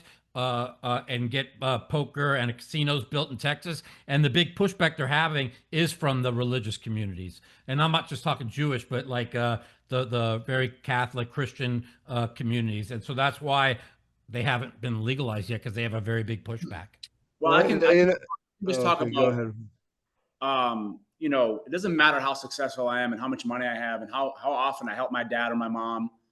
When I sit down at a table with my family in Israel or, religious Jewish people at Shabbat, I can tell them, hey, I have $1 million here. I'm doing this. I have a house. I own this. They don't care. They just care about the lifestyle. They care about, it not being such a healthy choice in the atmosphere and the environment I'm in. They don't really care about the money, right? They care about what I'm doing to help society and help lives and help people around me. Be a good person. The way I look at it, the joy I get of playing poker is being able to help my dad, help my mom, and help friends around me that, need the help. And that's the fulfilling part for me. Obviously, I love the fucking game of poker. I love this community. I love playing. It's a passion. It's my passion and always will be. But to answer your question, like, the only pushback I get is how it serves in my life. They don't care how successful I am or how much money I'm making. It's how it serves in my life. And that's kind of a struggle that I've had recently, but all in all, I love it and won't stop playing. And the way it serves for me is how I help my family and make a better life for myself, right? But it's almost like a spiritual thing when it comes to playing poker. It's not about how successful we are or if we consider it gambling. I don't consider it gambling. I know I'm a proof for 21 years, constantly winning in cash games and making a living and never having a losing year, right? But it's just like how it If serves. you have an them. edge, it's not gambling. You If made a have good an edge, point. it's Like not gambling. I noticed No, it people is. like It's gambling with an edge. right. Gambling with an edge. I noticed a lot of people like on X, they like, oh, I had a losing year. Oh, I had a losing this. And I'm thinking to myself, and I don't want to brag here, but I've had 5 losing months playing poker my whole life when I wasn't on drugs. Okay. And I was on drugs for a 2-year period in the early 2000s. But that's proof that it's really not gambling. And you see people that post, oh, I had a losing year, and then I'll react to that post by saying, well, if you lost this much this year, you should consider yourself finding something new to do. Mikey, you're not, if you play enough tournaments, yes, but if you're playing cash, you're not. Most people Agree. are, a lot of people are playing tournaments, and I agree with you. Losing months, even years is I agree. normal. Well, most to people answer, are losing. Mike, to answer your question for the religious community that I see, all my friends, they tell me as long as you're happy with what you're doing and you're doing okay, they have no problem with it. But that's speaking to my age group. That's not speaking to like my friends' parents, like going to someone's house for Shabbos. The parents may smirk or smicker at you and say, can you make a living doing this? Or they're not going to tell you to your face, anything bad, I don't think, but they'll my age group friends are all like, listen, if you're doing well and you're happy with it, and you're not having any issues, then more power to you. And I have kids I went to high school and college with that are now billionaires. And the thing is so many poker players will tell you, like, we used to play cash, and then if we couldn't cash, that's how we would take the cash to play tournaments. There was no such thing really as a full-time tournament player. It was, you got to win at cash so you could afford to play tournaments. And so that's why, I told Daniel this earlier this year, and he's hopefully next year he's going to try and bring it back, is we got to get, especially at the World Series, you got to get somebody on that loudspeaker where you're running single table satellites to all the tournaments, right? And then you announce, like, hey, we got to get the big cash games back at the World Series, because when people got broke out of a tournament, what did they do? They just went by, jumped in the cash game, dumped 20 or 30,000, and then because they were tilted from losing in the tournaments. And so one thing they did have this year is Matt Glantz and Dr. Mike and all of them. They played the first 3 weeks in the corner at the World Series of Poker this year, and people were saying, oh, this is a mistake. It should be at the Aria. It should be at the Bellagio. And he insisted, no, the cash games need to get back here. And for those 3 weeks, the people who I know who played in that game said it was the best game they played in all year. So that, it's something that we really need to work on, is getting the single table satellites back. That was single table satellites were that amazing. was the fixture of the WSOP. One more thing to change the subject. I heard a lot of rumors. Is the World Series of Poker going to be in Caesar's Palace next year? That's what I've been hearing. You'll have to ask Daniel. He would know. The World Series of Poker the World Series of Poker. So this is what people don't realize: we're stuck with Caesars for 19 more years. Yes, that's the deal. So unless Caesars is bought out by somebody else, we're going to be in the venues that are Caesars while in Las Vegas. Outside of Las Vegas, the World Series of Poker International, they can create different venues and things like that. But for the next 19 years as of now, so when a lot of people have complaints about WSOP or the venue or something like that, it's really on Caesars. The air conditioning, the dealers, the air conditioning, all that stuff. Well, I did a lot of conventions. I did a lot of conventions at Caesar's Palace, and then you can go up the escalator, but it has ginormous rooms. So you can fill everybody in one room. Like, a lot of people complain you have to go to Paris, Horseshoe, this room, that room. So is there any truth, Daniel? Is there any truth, Daniel, that the WSOP will be moving to Caesar's Palace next year? No, that's what I heard. Daniel would not. Yeah, year after maybe. No, there's no plans to move to Caesar's. No, it'd be silly. I would either. I mean, it's going to be up to Caesars. Like I said, it's up to Caesars. Where they want to host the venue. Where they think they'll make the most out from it. Right. And I have heard no speak. I just had a call for 2 hours that issue hasn't come up. I haven't heard anything about it. So that's weird. I heard like 5 different people say that, and I was like, what? Daniel, it's actually worse for me. I don't have to go to Paris. I don't have to cross the strip. But either way, I mean, hey, Caesar's Palace has the bigger gamblers anyway. Maybe you have Eric, one of those. whatever they do, just please keep it at Paris and Horseshoe because I run really well over there. Yeah, you do. Okay. Well, Yeah, you do. All right. Well, I guess let's completely now let's delve go. into the other topic. I will say, Okay. I will say, by the way, since Ronnie is a dear friend through Jared, that he was talking about, what really matters is taking care of family. He's too modest to actually talk about what he does do, but let me just tell you, I've stayed in Ronnie's house in Vegas, and he has completely put everything he had at one point, all of his savings into not focusing on kickboxing, not focusing on his beatboxing, not focusing on women, not focus. He literally got his dad a house and said, I'm going to take care of him. I don't want him to want for anything. When he had health things, he would ask me to be on the phone with his dad and help. I'm a nurse. And Ronnie is a family guy. So Ronnie, if what matters is what you do with it and how you are as a mensch, you are a mensch, my friend. Oh, I appreciate those. Ronnie is a great guy. Ronnie has a big heart. I'll let you know that. Yep, he does. Now, moving into part two. First of all right, so Eric showed off his Magen David and stuff. Somebody did ask this question, but I think the answer is a moot point. Is there any issue whatsoever? Has there ever been an issue that you guys have seen pre or post October 7th with anything with TV or any of the venues telling you that they don't want certain symbols, chai necklaces or Magen Davids or kippas or anything on TV? No, nothing, right? Not that I know. Nothing like that. The worst thing so I'm not far sure if stars or chais. Nobody says anything. Yeah, it doesn't really mean you're this, you're that. But the worst thing that I saw was what Justin Bonomo wrote in his Twitter about the Israeli flag, how it's something. I have the. Well, tweet. he's out of his mind. Yeah, he's way out of line. Obviously. Yeah, him and Dan Bilzerian. Just the Dan Bilzerian has to look over his shoulder the rest of his life. So I think honestly, I did a lot of digging in, and I went to some of the bad websites. They're actually paying you Bitcoin to say or whatever you can about Israel or Jewish people. Yeah, so they're paying people they're money. 99.999% getting paid to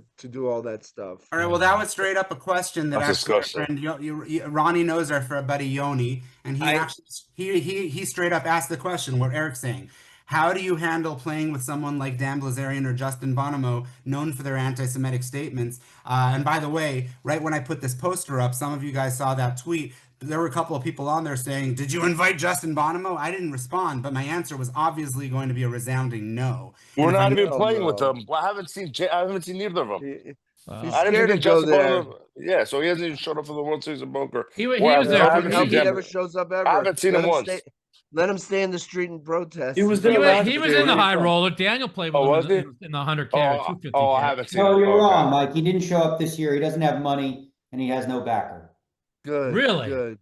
Wow. That's the best news I've heard yet. Wow. Somebody upstairs punished him. Wow. Okay, but if Justin or Dan sit at the table with you guys, if they do tomorrow, how do you handle that? I think most of us would just handle it like it just ignoring and not. Really, the best way to handle it is you wait. There's nothing to argue about. There's nothing to argue about. I will say to your prior question, I'm pretty sure I would say something to him.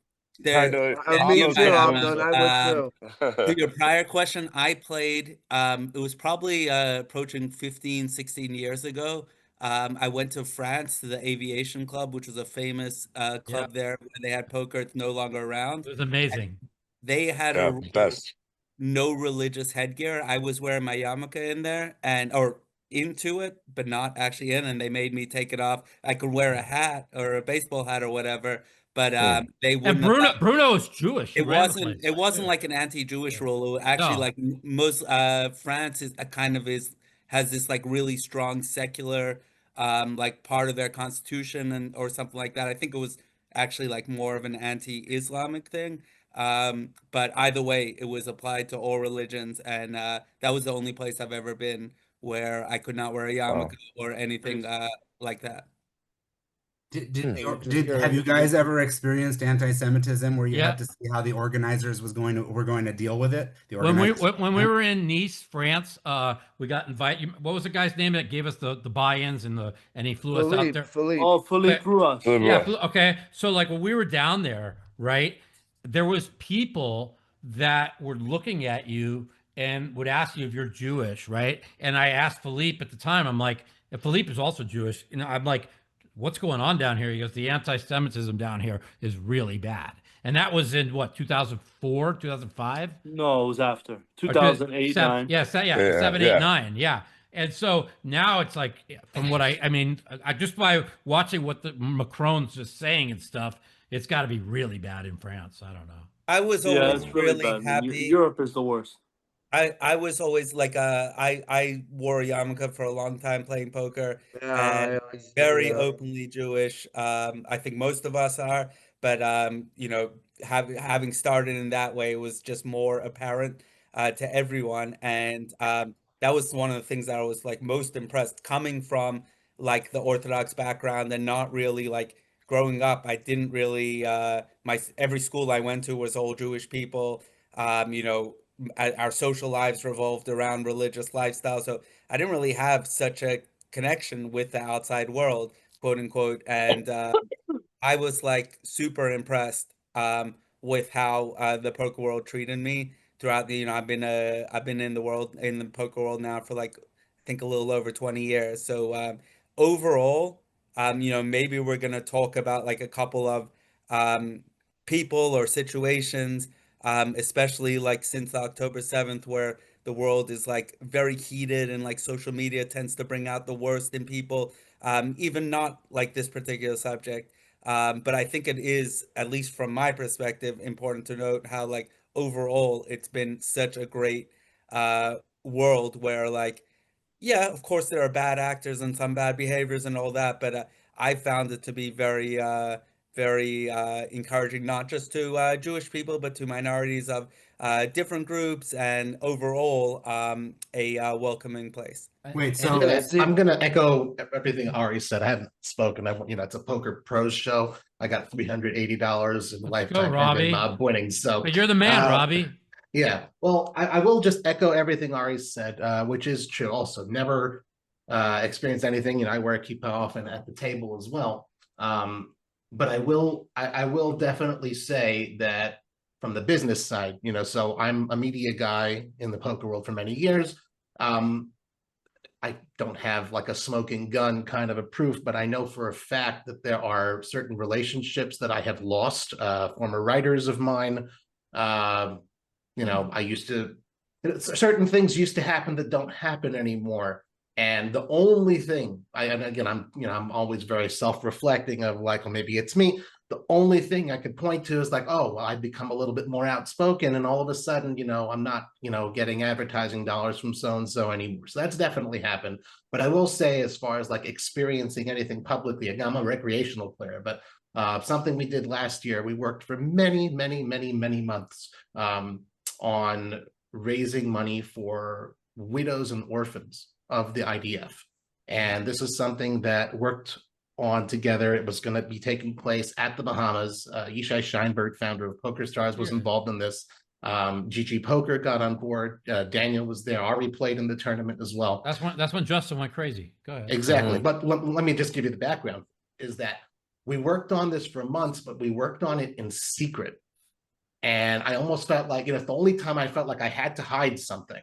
And, you know, like something happens, I will promote nonstop. But it's the only time I felt, oh, well, we don't want any of the anti-Israel, anti-whatever to happen. Finally, like 12 hours before, like literally the night before it happened, we're like, okay, I have the story, I have my site. Let's say how it is that we got it together, and we're going to raise $140,000 for widows and orphans. This is not for the army. This is not for the state of Israel. I mean, widows and orphans here. And, you know, I wake up in the morning, and all of a sudden there's this shitstorm going on online. All the digital people got out on their high horses and social justice keyboards or whatever it is. And I'm like walking around looking over my shoulder, like, holy shit, like, oh my God, is this all this months of preparation, all this stuff? Is this going to be ruined? Now, it didn't. We had 2 tables. It was great. We raised the money. But, you know, when you look at, has anything happened? Well, that certainly happened. And so many people piled on. As soon as the first one got there, they get all their courage. And you see people speaking out. And all of a sudden, they want to raise money for God. And like, the whole context of it was just completely removed. They see the letters IDF, they forget it's widows and orphans, and it's like all the anti-Israel, everything came out. So I just, had to put that out there that happened.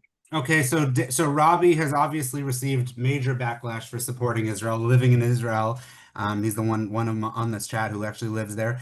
So I'm going to ask the rest of you guys: have you received backlash for supporting Israel? Of course. I want to show you, just in case you guys didn't see, Justin Bonomo's tweet about WSOP.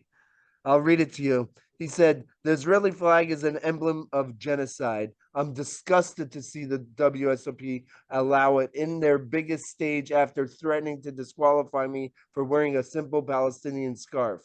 Double standards are not neutral," whatever he wrote. The WSOP has chosen to stand on the wrong side of history. Okay, I can speak to that a little bit from the World Series of Poker side, because the World Series of Poker as a whole took a lot of flack for this, and there's misunderstanding from the poker community. They don't really know what happened here. The IDF charity event, like you said, was for widows and orphans, and it was, and if anybody who wanted to do one like that for Gaza would have had that opportunity to do so, we like facilitated it. Why not? And as far as the keffiyeh, what people missed was Justin was allowed to wear it the entire time, except when he went to the TV table, which this is a show we're looking to get broadcast rights across the country and whatnot. And when you have any sort of political or, we'll just stick with political, symbols and things like that, that can really have a negative effect on whether or not you can sell the product. So it wasn't about the political statement. It was simply just looking at what broadcasters will accept and won't accept. And there's, he was allowed to, if he wanted, what they probably should have done was just not put him at the TV table and moved it and let him have it. What it ended up creating was this false narrative that the World Series of Poker, first of all, took aside, which they didn't. You want to raise money for widows and orphans. Okay. I don't care which orphans or which widows they are. I'm happy to do it. But as far as the decision for him not to wear it, that's a TV thing. That's a broadcast thing. We did not say a word on day one, day two, let him do it. To also sort of touch on your earlier point about, what would you do if they're at your table? The poker table is not a place for these types of discussions. I heard Justin at a table once, going off to another player for about an hour. I called the floor and I said, this is an uncomfortable situation for everyone else at the table. This isn't the place for it. Poker is a place for everybody from different walks of life, Muslim, Jewish, Christian, whatever. We put our differences aside for the moment. We play poker, and we keep it there. You want to have political discussions, do it away from the poker table. If any floor people or any organizations shouldn't allow that sort of stuff. And I don't care which side, because it's really not. People play poker for an escape from reality. And we don't necessarily want, because these discussions get heated regardless of what side you're on. And they don't have a place there. Daniel, and when Justin said that, he was actually talking about Mike's two final tables, the 50K and the World Series main event, when some Israeli guys brought the Israeli flags. And but the thing is, if you notice, right, for the CBS coverage of the final table, the Israeli flag was not shown. Okay, when we were celebrating afterwards, right, that was not shown on the broadcast. So for them to, because he saw it at the final table, and we have videos of it, that has nothing to do with it's not going to be on the broadcast. Yeah. Well, we all know he lost his marbles, so whatever. It is what it is. Well, I have this old saying. Yeah, I have this old saying: when the far left and the far right agree on something, you know how toxic it is, right? Well, I would take that a step further, Mike, and I would actually say you have strange bedfellows. And I think the poker community is a perfect example of the horseshoe theory. For those that are not familiar with that, the horseshoe theory is essentially, either extreme you go down, you end up with one common enemy. And you have a strange bedfellow. So you have far left progressives, you have far right neo-Nazis, and they're somehow in an alliance with Islamists, right? Which is odd because far left progressives couldn't survive under Sharia law. Neither could neo-Nazis. So all of their sort of connection is one thing, and it's anti-Semitism at the core. So I think the poker community, when you look at Bilzerian and you look at Bonomo, these people couldn't be any more different. Bonomo went down this woke path, super hard left. Dan went right. But interestingly enough, the further you go, you end up becoming sort of. They were tweeting with each other how much they agree and they should hang out. And I'm thinking to myself, the same guy that said you should suck one, two, or three dicks, and Dan and Bilzerian wanted to fuck it, was calling him every name under the sun. All of a sudden, when Israel was brought up, they're like best friends, and I'm like, and I texted with Dan before I decided to end our friendship. I texted with him. I said, "Do you realize that if you're agreeing with the far left and you're on the far right, how could you think that it could be right?" And he had like no answer for it. It's really No one seems to understand the irony of Dan Bilzerian. Like if you read like a lot of his recent stuff of like peddling all these like anti-Semitic like stuff like straight out of Protocols, the Elders of Zion, like all the porn site owners are Jewish. It's crazy. Out of Dan Bilzerian's mouth. But I wanted to say this idea of anti-Semitism being like very fashionable on both sides of the spectrum. If you like look through the various like epidemics of anti-Semitism through history, this is like extremely common. And like the thing about the Jews and the hatred of them, they're exactly what is needed at the time that is needed. We're communists, or we're capitalists, or we're too insular, or we blend in too much and subvert from within. We're too cosmopolitan and have no roots, or we're too nationalistic and focused on our own country. And that to me is why anti-Semitism is different from other types of racial or ethnic bigotries, because it's everything and anything that it needs to be, depending on what it needs to be. And Jews being hated for Israel and Israeli nationalism and support of Zionism is like truly peak irony, given how many centuries they spent telling us to find our roots and go back to them. It's the whole we thing. all know where our roots are. We all know where our roots are. We definitely didn't come from Mars. I'll tell you, the story I could tell it because I asked if I could tell it, and she said I could. Is people don't realize, like you guys know Carol and Martin Fuchs, correct? Most of you guys have played. I actually invited her to this group, and she's like last minute, but she couldn't come on. But yeah. Yeah. Okay. So and again, this is not, I don't want to be political because I don't give a fuck if you hate Trump, love Trump, what doesn't make a difference. But one day I saw her on an airplane, and I go, "What are you doing in Vegas?" She goes, "Oh, we moved here. Moved there. They have this big house in Hollywood Hills."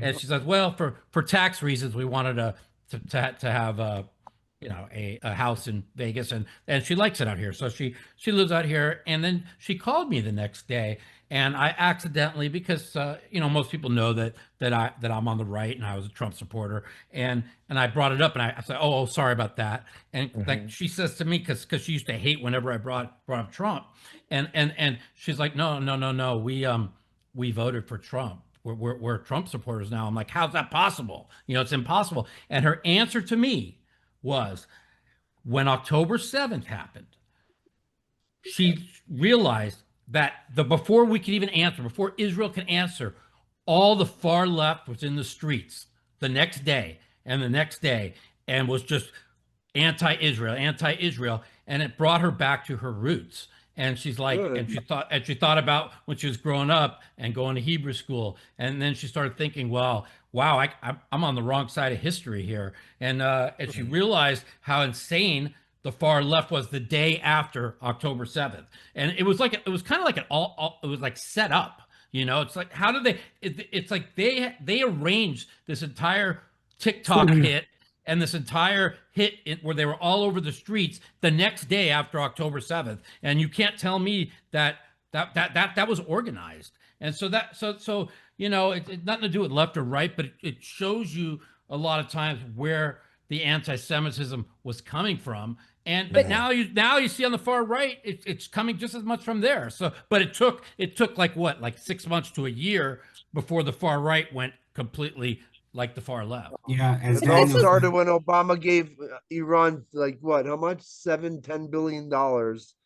So they set up all their proxies. They didn't use that money. Yeah. This was really like disheartening to liberal Jews, I think, though, because I think that a lot of progressive and liberal Jews have always sort of seen themselves as, especially like with Jewish history, sympathizing with the plight of people who are marginalized and downtrodden, and to see like this community just immediately turn their back on them, like at in such a quick way. And then like also all the people who were, you know, feminists like Justin and other people find a way to navigate this cognitive dissonance to where like it doesn't matter if it's the Israeli, like all this stuff. I think people were really shocked and completely like abandoned by like a community that they felt that was history repeats itself. This happened 80 years ago also in recent history. Yeah. My father told me, I go, how did the Holocaust happen? And he said kind of like the exact same thing. The ultra liberal, like the New York Times, was all pro Hitler and pro Germany, and they like overlooked it, and they knew what was happening, but they covered it up. Also, there was a big New York Times cover up of the Holocaust. Don't forget, a lot of Jewish people didn't have weapons. Now a lot of Jewish people have weapons, so we're at least somewhat protected. But coming from what you just said, Melanie, there's a lot of Jewish that were liberals that were like Ari was very on the liberal side. It still is, yeah.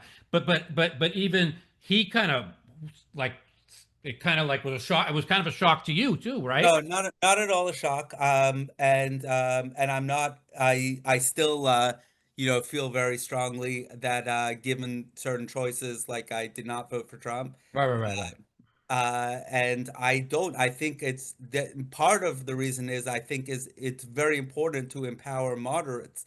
And this is not as someone I love studying history. I always have is when you empower the extremists, that's when dangerous things happen. That's why I've been so anti-Trump from the beginning, because he empowered so many extremists. Actually, when you think about it, in term number one, he did. I agree with you. When you think about it, not in like level one thinking, but in level whatever, actually like empowering the far left, the Bonomos of the world. That's what Trump's first term especially did. And second, even like this entire thing, it is, of course, like it's directly empowering the Tucker Carlsons, the far right. Who hate Israel. Candace Owens, Tucker Carlson have lost their minds. And you can say what you want about Biden. Biden didn't have AOC. They don't have any minds. Or whoever your favorite anti-Israel person on the left is. Biden didn't have them on speed dial. Whereas like Trump does have Tucker Carlson on speed dial. A lot of people say the reason why J.D. Vance was picked was because of Tucker. So like he's in a very anyway. The point is, I'm not trying to get. I know most of my family did vote for Trump, and I can understand how pro-Israel voices could go in either direction. I imagine just from this brief interaction that most of you are supporting the right, but the point is you can very, very clearly be pro-Israel and think that it's better off in the long run for Israel or for America. I mean, you know, a big argument that I say is, you know, having a strong America is one of the best things for Jews in the world. Is having this, like the way America has acted over the last 50 years, protecting minorities both inside and outside. Again, like you know, I know there have been some talk about Obama negatively, but I view him positively. And one of the things he always said was, "Our history isn't perfect, all that, but if we're striving in the arc of getting better as a country, that's what we should be doing. That's what we are doing, and we acknowledge we're not perfect, but we're moving in the right direction." So yeah, I think it's very important to have anyway. But didn't it bother you? Didn't it bother you when Obama came out after October 7th and then said, well, the occupation, and then Alan Dershowitz went crazy on him, said, you were at my wedding, you motherfucker. Okay, how could you talk about the occupation when we're not an occupied land? Israel's its own country, you know, and Obama, then he shut his mouth. But the fact that he said that, didn't that bother you as somebody who voted for Obama? So I don't know the exact quote, but that's not even that important. You know, 40% of Israeli Jews would agree that there is an occupation. So this is something that's not. I didn't know that. That's a bit high. Whatever the name you view it is, are like very in favor of giving up land to have a Palestinian state. Maybe I used the wrong term. You know, the point is that there are very many ways within this whole spectrum to look at things, and still support is still. Like a lot of, I mean, my views about some of these things are that, you know, I you know, growing up, the way I was taught was Israel, you know, obviously to kids, you give a simplistic thing that Israel never made mistakes. we have made a lot of mistakes. Of course, and everybody makes mistakes. Okay, and not even like strategic, like done the wrong thing. Like, yes, every single country has done the wrong things at times. There is no infallible leader. There is no infallible anything.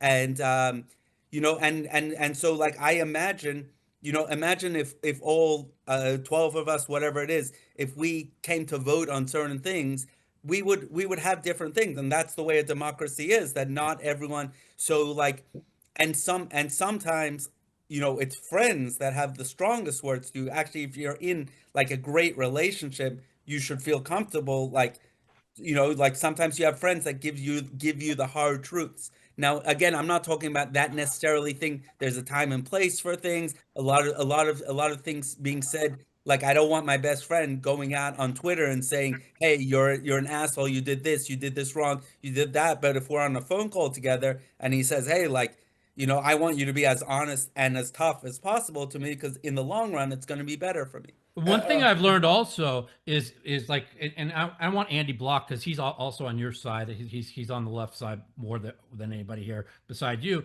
Is we're all on the same team, but we're all on the thing is if we all sit and talk, right? Like me and you, we get along great. We would never like we're trying to come to the same conclusion, right? We all, no matter what anybody says, I want the best.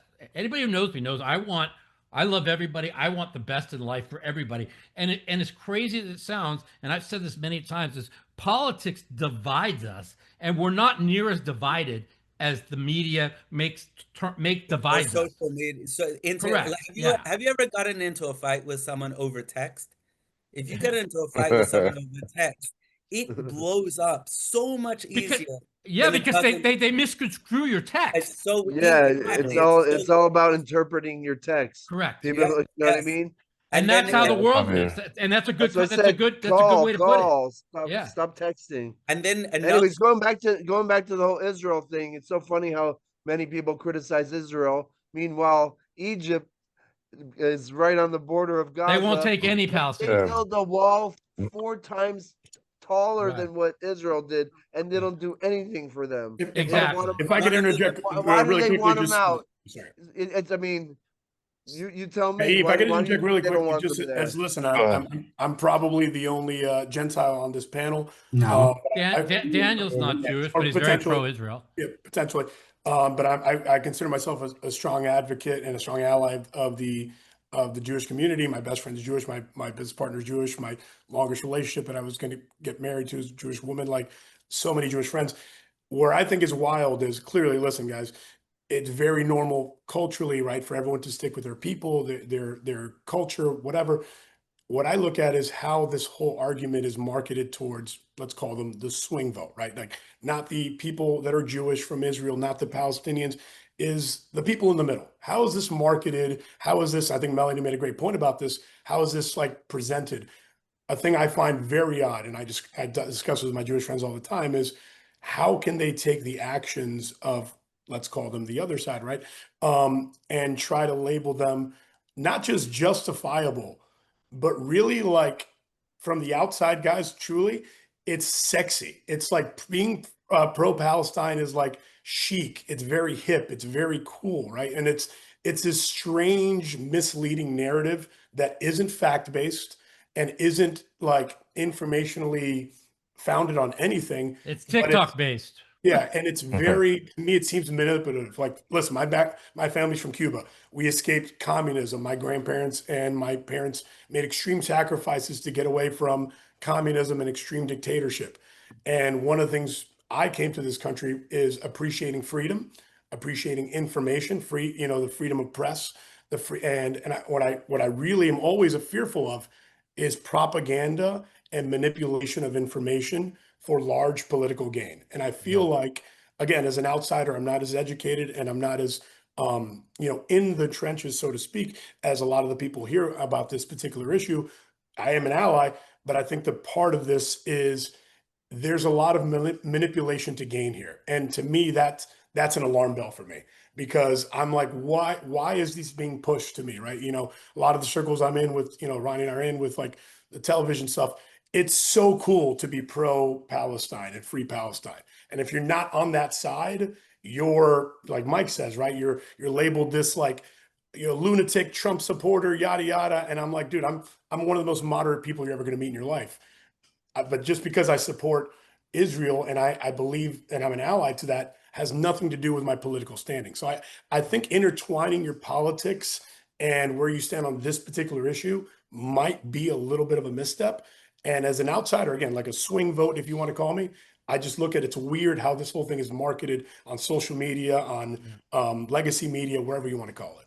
Well, you made a lot of good points, and this is something that I could reach out to somebody that's talked a lot of politics with people that were on the other side, and like I always say there's the 15% crazies on the left and right, and I said there's 35% on the left and right, and there's the poison in the fruit. And if you can sit there and have meaningful conversations with people on the left and the right of those 35%, you'll probably find common ground and probably find where the truth is. And I'll give Daniel a lot of credit for. And I was really pro big Tucker Carlson fan. And now that motherfucker, he kept saying to me that he was a racist and whatever. And I thought he was crazy. But the truth of the matter is that motherfucker hates Jews. And I can't believe where him and Candace Owens have gone from where they were on the right side when I was following deeply with the right. And so that's somebody I could say, well, Daniel was 100% correct on, and I'm sure that if we sit there and talked, all of us, we'd say, okay, he was right on this, I was right on this, I was right on this, I was right on that, and we'd come to common ground because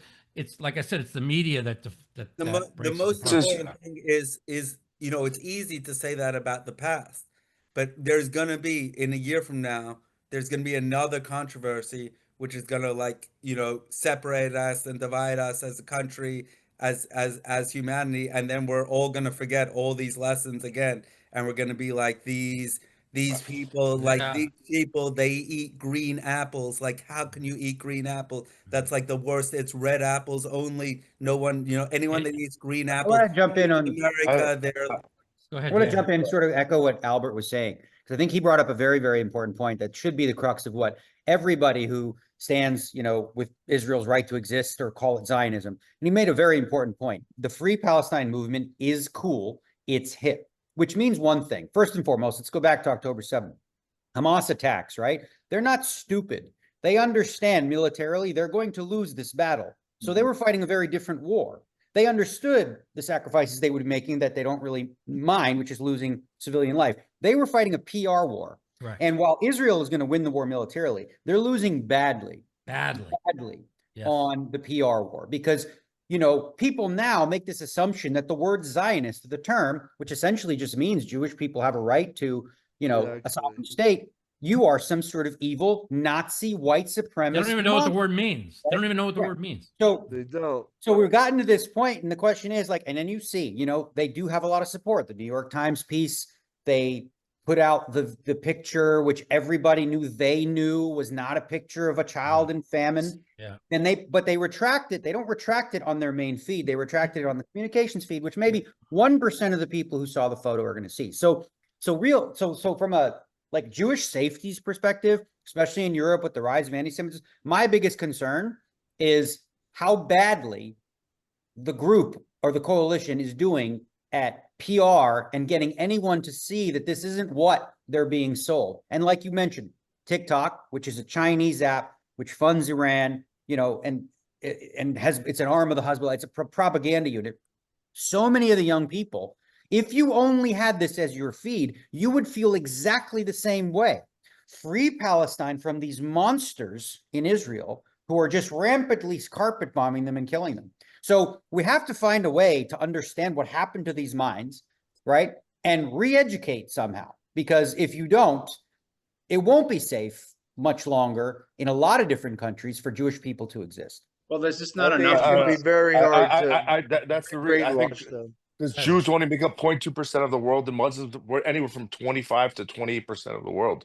So it's going to be hard to win the media war. I mean, it's going to be so many people against us. And people are going to go on that side to get, and people are going to go on that side to get more likes. That's all. And so much of the argument to me, I feel like it turns into rage bait, right? They're doing things to like trigger people, and then they start arguments on the internet. And like Ari said, it's like people are crazy. It's like, well, you're arguing with this like crazy person on the internet, and you're writing these like big things back, and it's like it makes people so upset because it's an emotional issue, right? So then we lose the like. You're never going to have these long. You know, when you see those arguments on Facebook and it's like a block, that argument never ends with like, I never thought about that. You're right. And then the other person changes their mind. Like it's a never effective way to communicate.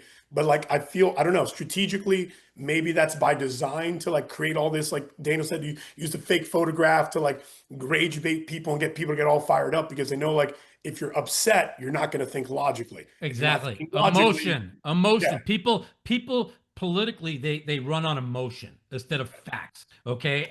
And I get it. Like if you just run on emotion, the things that Trump says, I mean, he's a fucking idiot, right? But you think about an emotion instead of thinking about on a policy perspective sometimes. And believe it or not, like in 2020, I voted for him, but not because I wanted to, because I couldn't fucking stand him. I just did it because I thought it was better for Israel, right? And so a lot of politics, and the reason why you see the people they get people against each other is they push things on emotion. And if you're a good-hearted person and your life revolves, you're going to get emotional when you're like, that motherfucker, I can't believe he said that, or that mother, you know what I'm saying? So it's very important in life, and not just politics, to separate emotion from reality. And I think the people that do that the best are the people that understand what's going on in the world.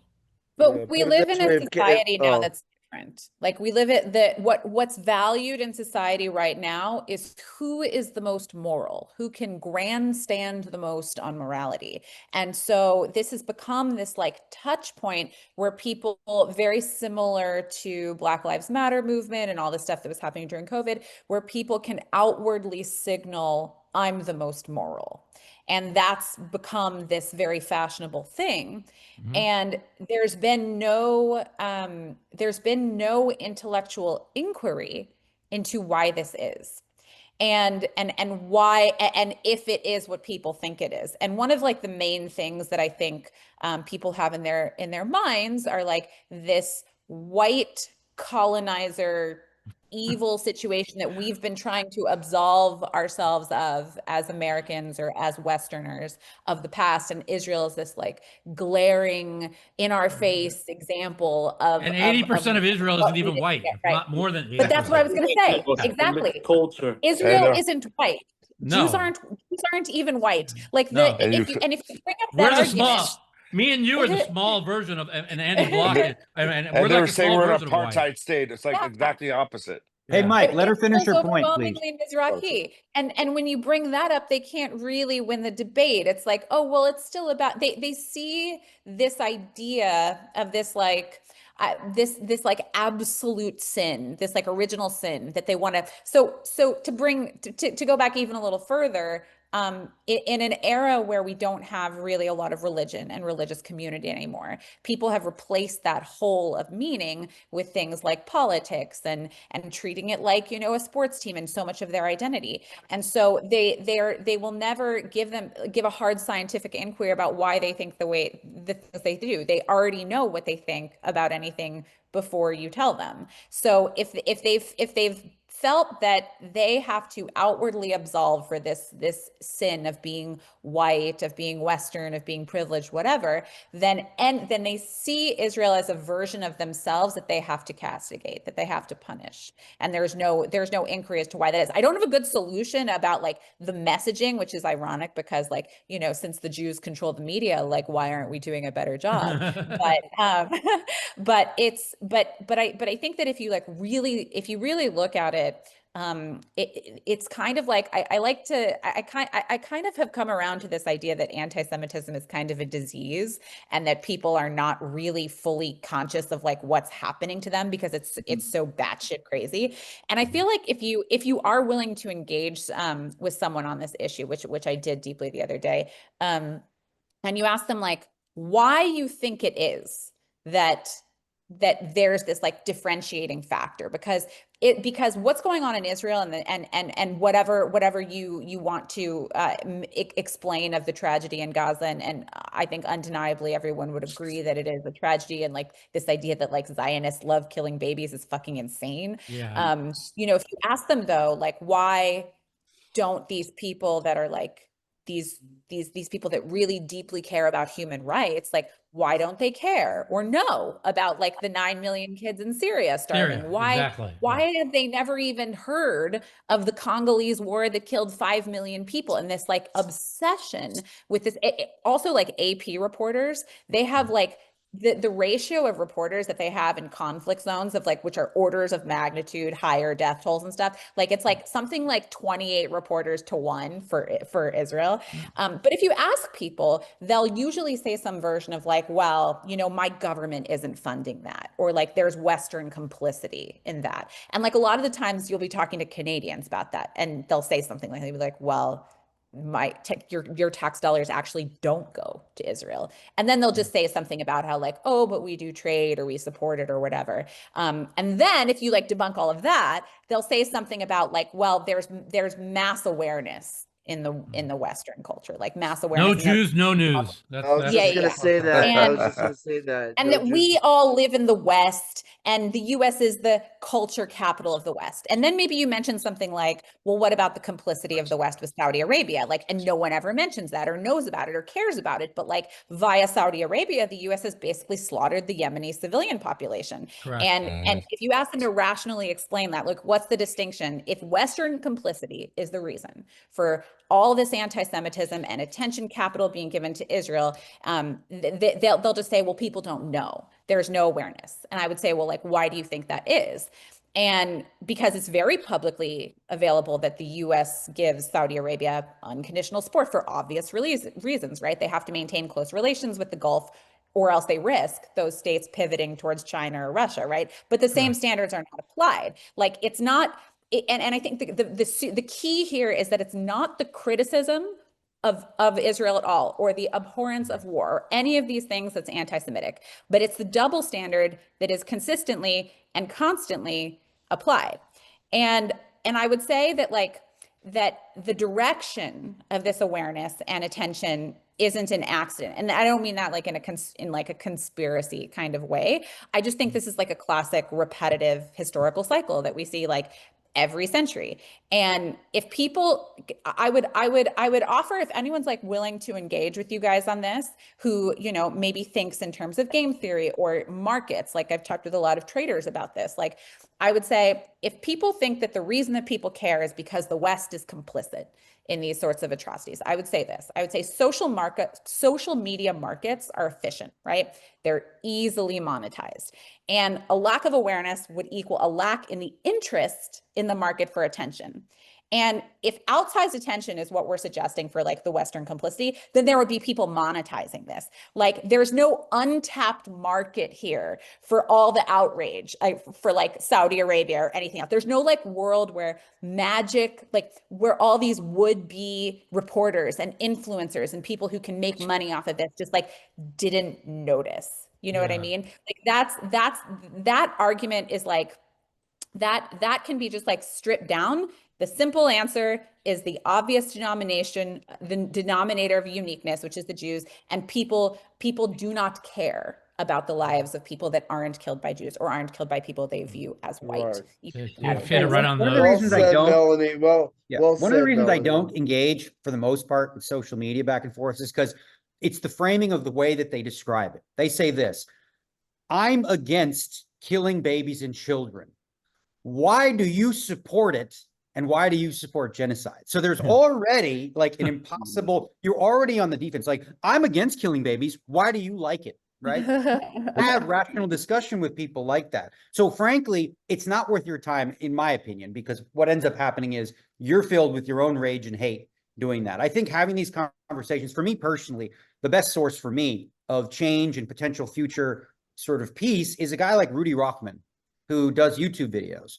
And he goes to campuses, and he's very, very well spoken, very civil, and he engages with these people, and then he posts these videos, but he does so in such a way that it's actually like a productive discussion where somehow even people that supposedly hate each other somewhat come to this at least common bond of like, what are the things that we both want?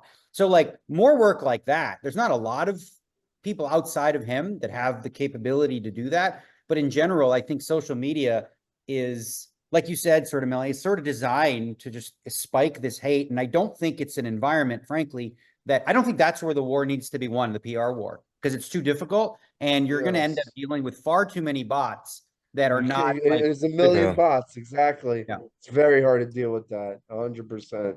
Yeah. Do any of you, I mean, this is a hard question to ask, but I think it should be asked. You guys are all poker players, which means that you all think outside of the box. You're not game bots. And it's all about adapting and so on. If you right now were able to essentially run, there's two different things that need to be, there's two different wars. There's the PR front from Israel, and there's the actual like war cabinet in Israel, right? Especially since October 7th.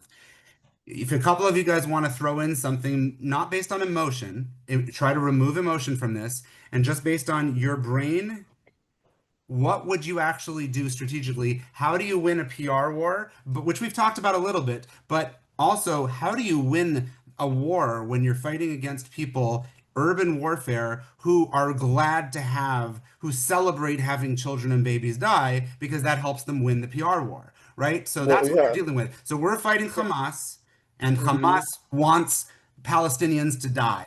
They want innocent Palestinians to die so that Israel looks bad. It's a win-win. Israelis die, they win. Palestinians die, they win. They can't lose in their minds, and they're right to some degree. We know that we can't win the PR war. Underdog situation. Like I think when you watch the like Iran-Israel war, I think there was like a lot of like confusion in the air. Like, well, can I really like support Iran? Like, how am I going to do this? Like, people are just like short-circuiting about that because like Iran is clearly a very powerful sovereign state who's very aggressive militarily and all this stuff. But the idea of like of this like David and Goliath situation, ironic to use an Old Testament reference, but I think that is what is just, it's just such an easy story to capture people's hearts, like defend population, wars being live streamed for the first time. Humans aren't meant to like process these types of images. It's just like it hijacks your amygdala.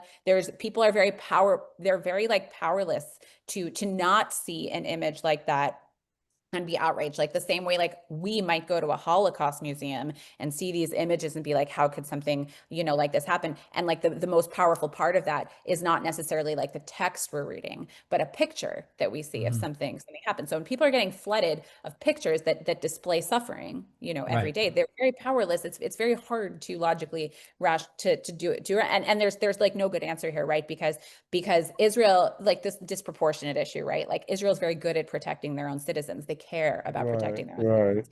There's all this life being lost in Israel, like then people like would somehow be okay with it, which is the really fucked thing. Okay, so backseat drive for me. And right now, backseat drive, play the politics. You now are in charge of the political decisions. What the fuck should Israel be doing when they're fighting this type of enemy? I think Israel needs to, the thing is like Israel's biggest mistake was actually capturing the territory in the 67 war and taking it from Egypt because they assumed it would be used in some kind of part of like later negotiation, like as an asset. But if they had never done that, same with the West Bank, if they had left it under Jordanian control, we wouldn't be where we are right now. And like, I think if people like want to research that, that's one of the most like perhaps it's like the biggest blunder in Israeli history.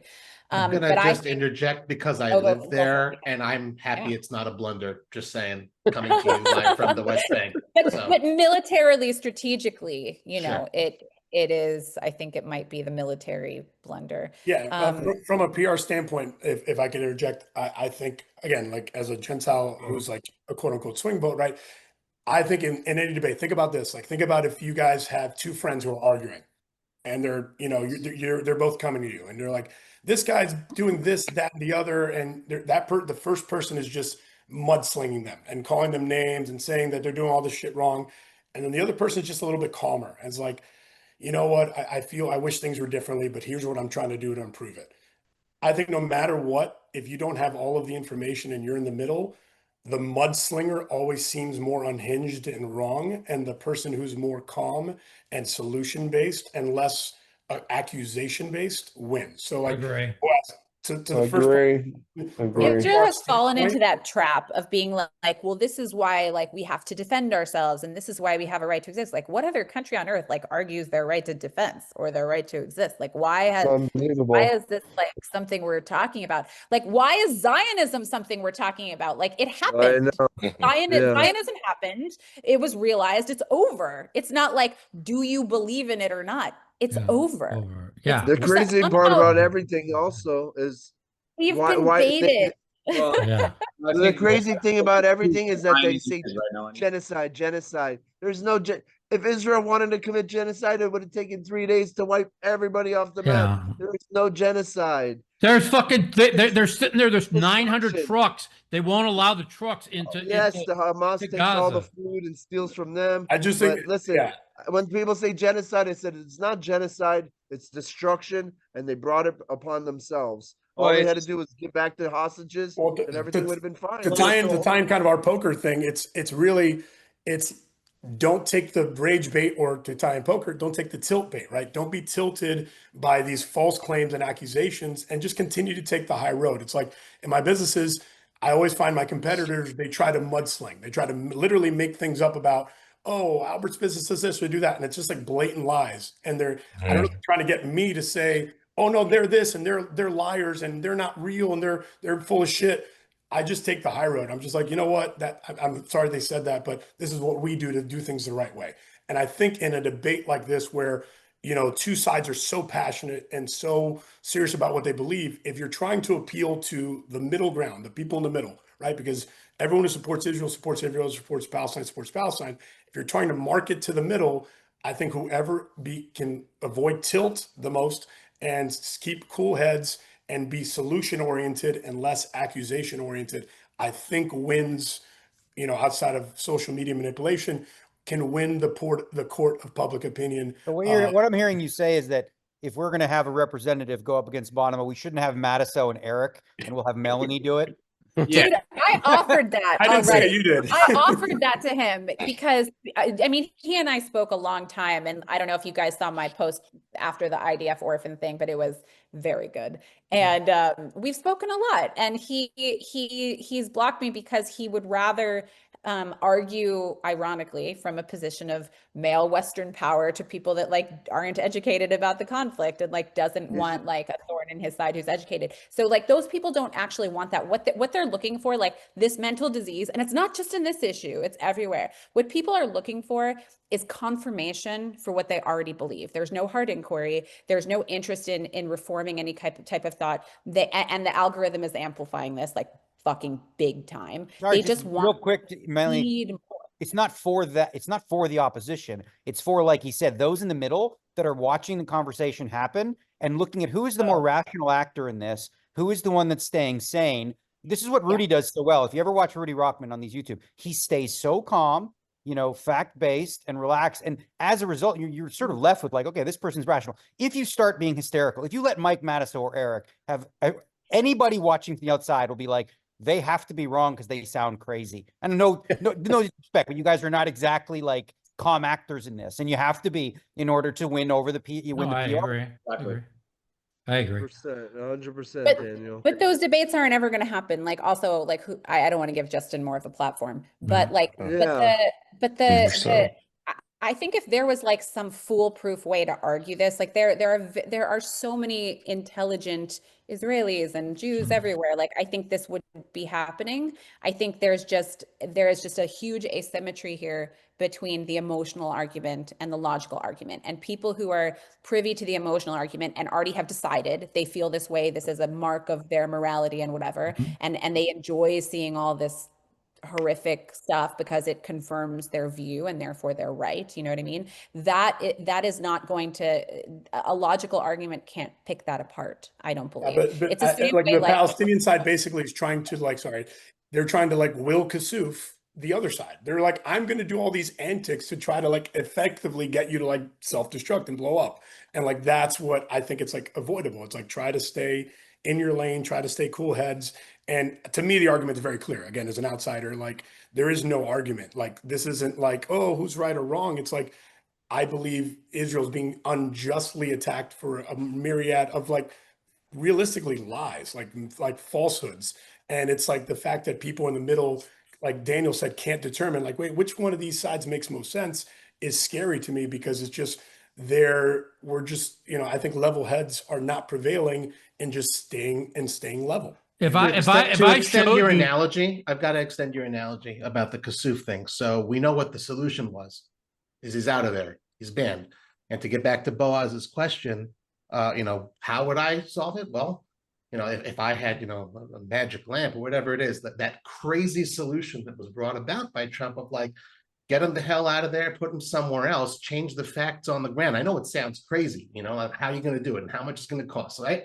Fact of the matter is, if they're not on our doorstep and no longer threatening, I mean, the ideology's never going to die. Hate's never going to die. You live in Israel. You know how many rockets they've been shooting at you. I understand. 20 years. I understand. But what I'm saying is, if they're no longer here, that's the thing. I drive these roads every day. Again, I live in the West Bank. My daughter was remarking today. She's like, Daddy, why is there so much garbage on the road? Okay. And this is not garbage next to Jewish communities. It's like, this is how they treat their land. They just throw garbage on it. You look at a typical village in Area A in Gaza. What does it look like?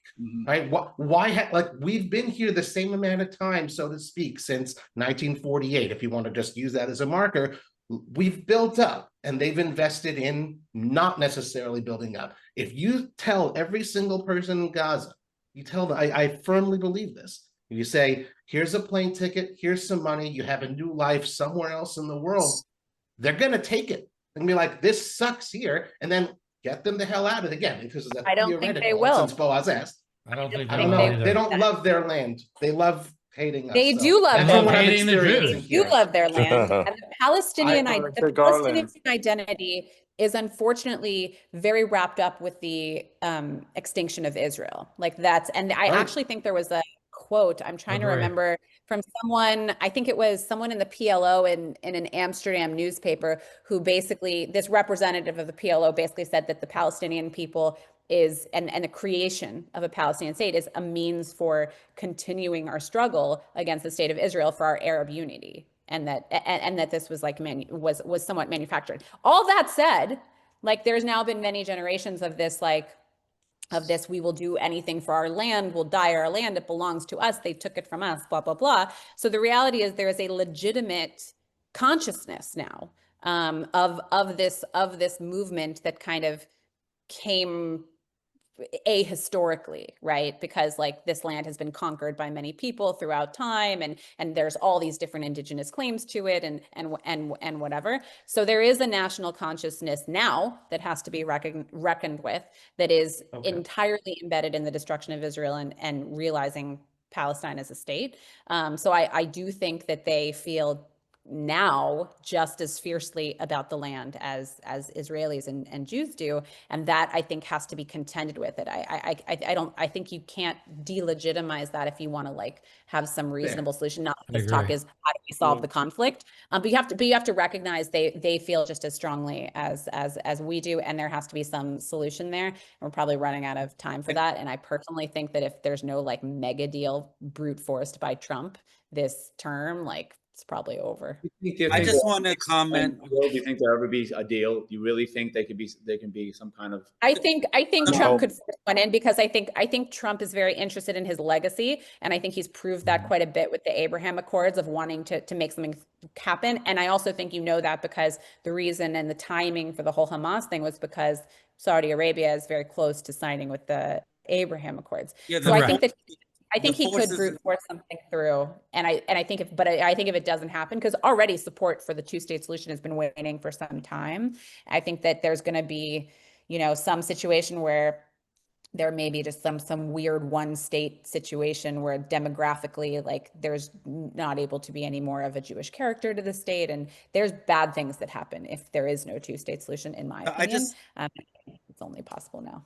I had just something to say where, I think it's easy to get emotional and say, firstly, I come from a naive background, living in the comfort of, I don't have a home, but living in the comfort of the West, it's easy to be a little naive and optimistic.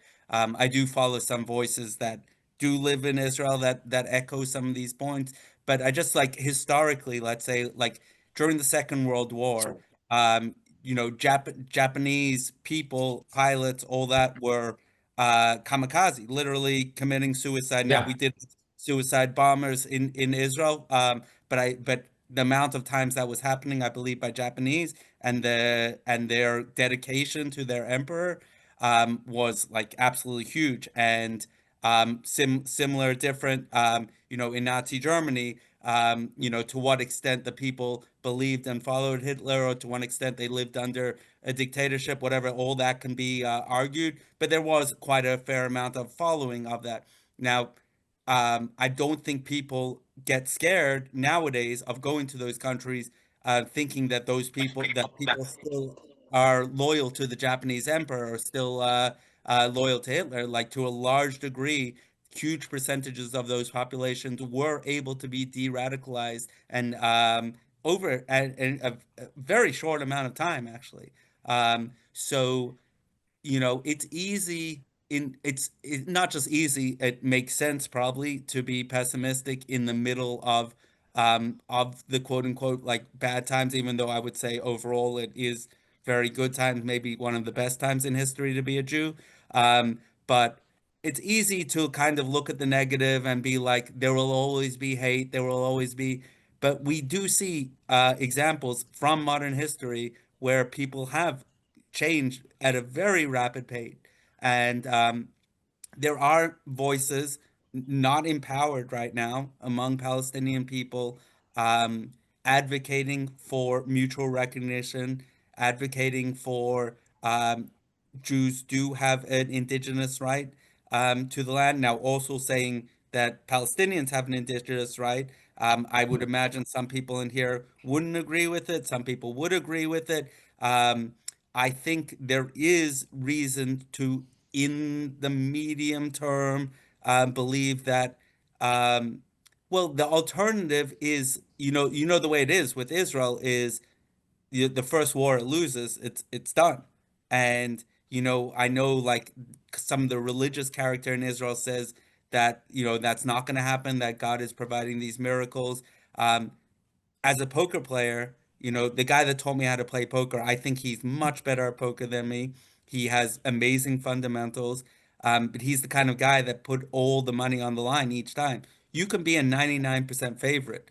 If you keep running it where your entire role is on the line, if you keep having wars where anytime you lose, it's GG, it's over, one of the times they're going to come through. So I don't believe that that military is the way to the ultimate solution. It's probably involved in the solution, and I wholeheartedly admit I'm completely naive, and you know, in a No, hotel in Atlantic City. I get it. I understand totally what you're saying, you know, and a lot of things is you don't have to be, and this is what I tell, like, if I wish I could show you like the text I have with Dan Blitzer and before we actually no longer talks anymore. We no longer talk anymore.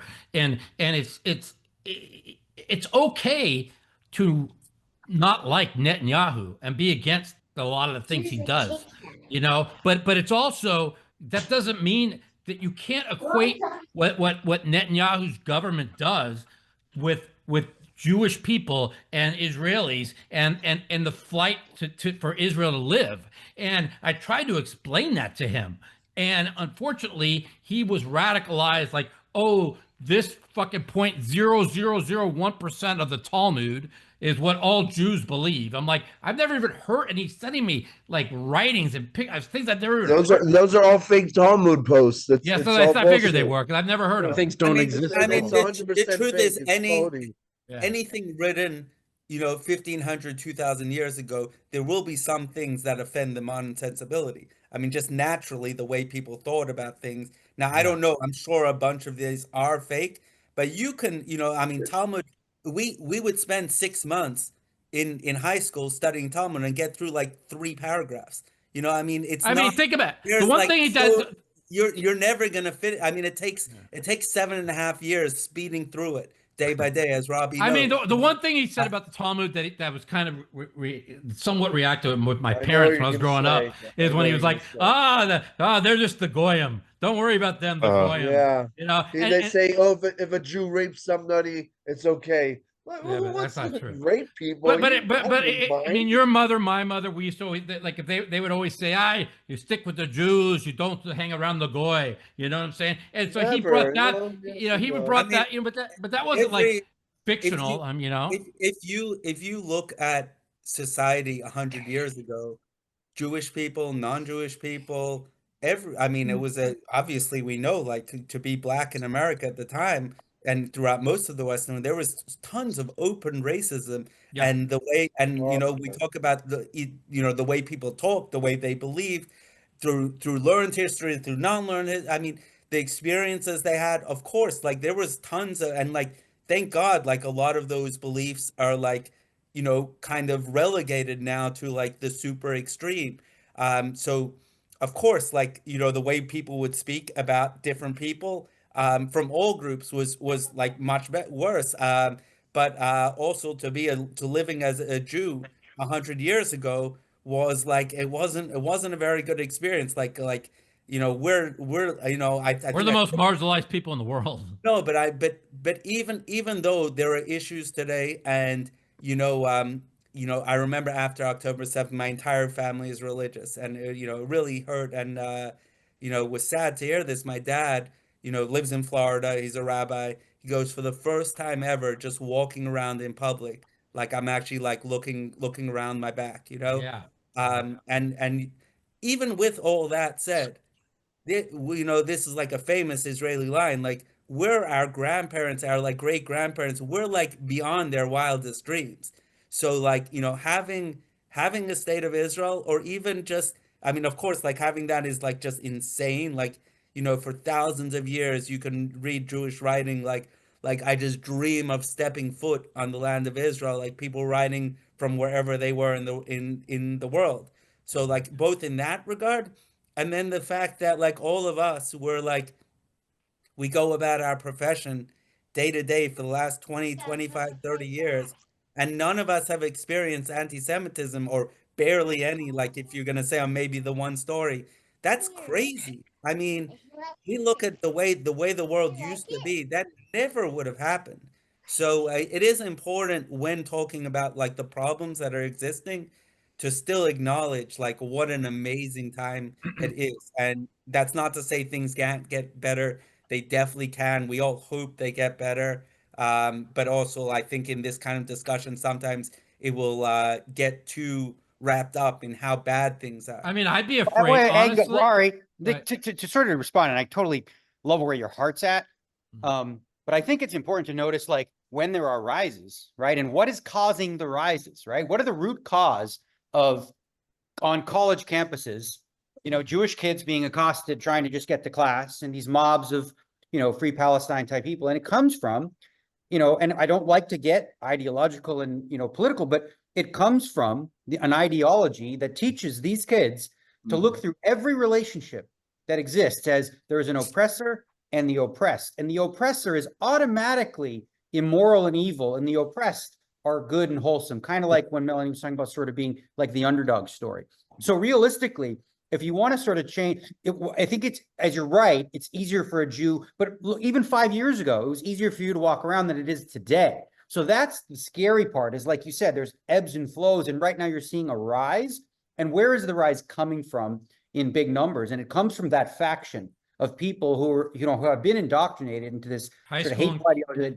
They don't look at the whole picture. So for me, like, that's a starting point. And also, to your other point about, peace deal with Palestinians, I think one of the bigger pictures too, you have to look at too, is it's not as simple as that, because the Muslim ideology, the radical Muslim ideology is very, very clear on what the goal is. Aside from just eradicating Israel, it's global caliphate. And if you look all around Israel, there's just this little P and a big C, completely enveloped, right? So unless you can change somehow the way that the young perceive Jews, right, that are taught from very young age, I want to grow up and I want to stab as many Jews as I can, and this be glorified, right? it's an entire ideology that I think, again, the other problem is politically and ideologically, that same group are the ones that say we must be accepting. Sure, let's be accepting of all people, regardless of race, color, and skin, but not accepting of barbaric ideologies, right?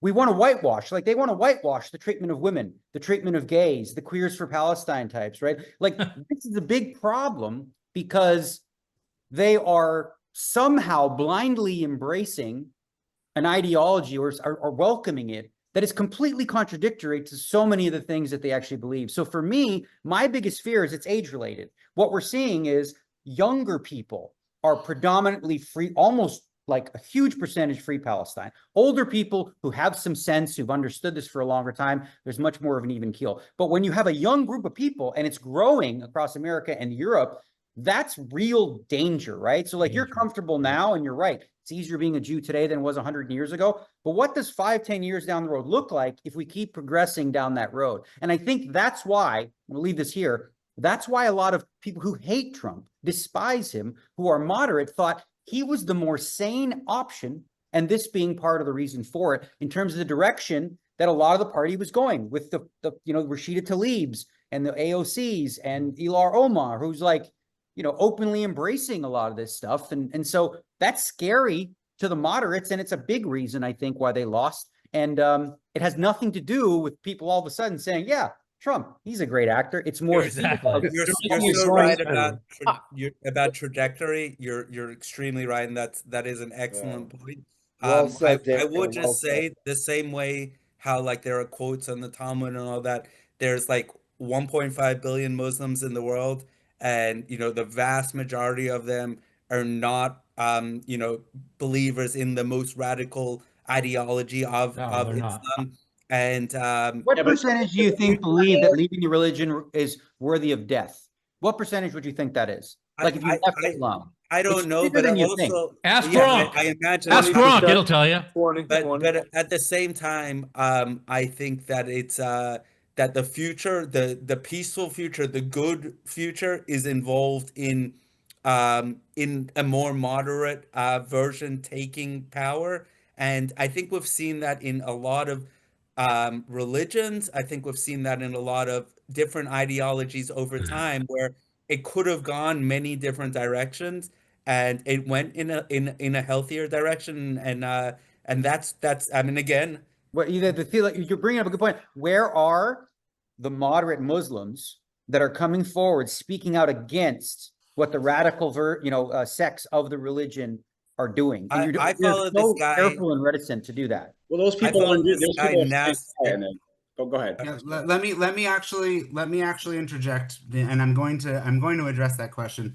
but I'm going to interject because we're done in 10 minutes, and I want everybody, including the Andes who've been quiet for a long time of the chat, I want everybody to give final thoughts. But I'm going to just interject to that. First of all, I will say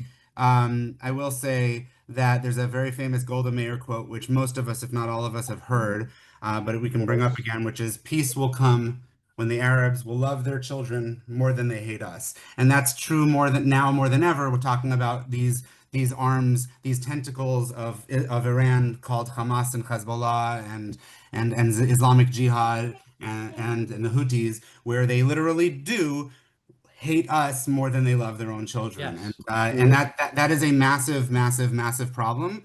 I think we can agree about whether we like or dislike Trump, like or dislike Netanyahu. Yeah. I think it's important for us to remember that this conversation, not just because we're all friends with each other, you guys are all friends with each other, but in general, I think it's all about showing that we actually have more in common than we think. Obviously, Ari is not on the exact same page as Eric or something, and so on and so forth, but at the same time we do have the same end goal. We want to be able to just live and live. We don't want babies to die on any side. We believe Hamas is evil and October 7th was evil, and that we believe Israel should be able to live in peace, and we believe we should be able to wave an Israeli flag and say we're Zionist and not be doxxed for it. We all agree with those basic tenets on this chat, and it's sad that none of us, and it shouldn't matter whether or not we've chosen to vote for Trump or not, and whether or not we've chosen to vote for Netanyahu or not if you lived in Israel. I think the important thing to realize is that we're all at a state where we are usually not voting for who we like anymore. It's that we're voting for the one who offends us less, and for the party which offends us. Emotion. Right, exactly. I wrote an article in the Jewish Journal called "Politically Homeless," and that is how I sadly feel, because I talked about I went categorically by things I care about. Abortion. And I said, well, I guess I feel about the way Democrats do because I'm pro-choice. And I said, well, Israel, well, I guess the Republicans are more pro-Israel. And then I'd be like back and forth like a seesaw, and it's dizzying because at the end of the day, I'm fucking lost if I vote for the left and I'm lost if I vote for the right. And we had a really big missed opportunity. Most of you probably don't know this fact, and that was that we had a very strong opportunity when McCain was running. Who here wants to tell me who was McCain's number one choice for running mate? Anybody know? Who was it? Oh, it was the Democrat. It was the Democrat. It was Joseph Lieberman. Lieberman, I remember. Joseph Lieberman, Al Gore's VP. So Joseph Lieberman was going to be. We had our sliding doors moment in this country where we could have had a moderate on the Republican side and a moderate on the Democrat side run together and make this a unity ticket. Instead, they stupidly pressured him not to, and we got Palin, and it got lots of great SNL sketches with Tina Fey, but it didn't help our country move forward. So the point is, at the end of the day, is we need to focus more on what we have in common than we don't, and we have to accept the fact that, unfortunately, both parties are constantly trying to appease to the extremes. The Marjorie Taylor Greens and the Carlsons, as we said, and the Candace Owens, who are horrible, and they're as close as we get at these days to being actual present-day Nazis. Yeah. And then on the other side, we have the whole squad that Daniel just brought up, who are just straight up defending Hamas. Certainly won't even put them down. So we've got two extremes, and the parties are going towards them. That's a whole other conversation we'll have at some point. And by the way, Daniel, I'll invite you in a year or so when I have my conversation about horseshoe theory, which I'm going to have with a lot of journalists. But let's get to final wrap up, because this is your show, not mine. I love this conversation. I love how you guys talked over each other in the best of ways. I want all of you to give me about 30 seconds, no more than that, I mean it, 20, 30 seconds, final words of let's just attempt to have optimism. Final words of optimism for us in the future of how we're going to actually make it through this as human beings, as humanity, as Jews, and so on. And let's just go in order of this so we don't talk over each other. My order starts with my buddy in Israel, Robbie. Give me 20 or so seconds of optimism. All right. Well, I never had the privilege of serving in the Israeli army. And I say it's a privilege, and we call it the IDF. It's a defense force. You know, we never try to go and be offensive unless we're just defending ourselves. And one of the scariest things is each time one of my children were born, we have mandatory conscription here. And it's like a saying, oh, another soldier is born, another soldier. And, you know, we don't want our children to be in uniform. We don't want that to have to be a reality. And, you know, I'm an optimist by nature, and I try to think positive, and I hope that my children never have to put on that uniform. If they do, I'll be very proud of them. But if they don't have to, it means that things are pretty good here. So that's my optimistic take. I will say one last thing also. Let's, you know, we always say, my parents always told me, it takes two to tango, Robbie. We've spent 2.5 hours discussing amazing issues here. You know, like you say, the moderates need to be empowered. I'd love to see some Ismail Ibrahim, like the Boaz's counterpart on that side, have a conversation like this with a dozen people over there. How can we, you know, get better towards Israel? That's how I'll Thank you, Robbie. Amnon, would you give us your final thoughts, please? It was great hearing all of you guys speak. I'm glad to be part of this panel. Sorry I didn't interject more, but everyone who was speaking was so eloquent with it. I just was like amazed.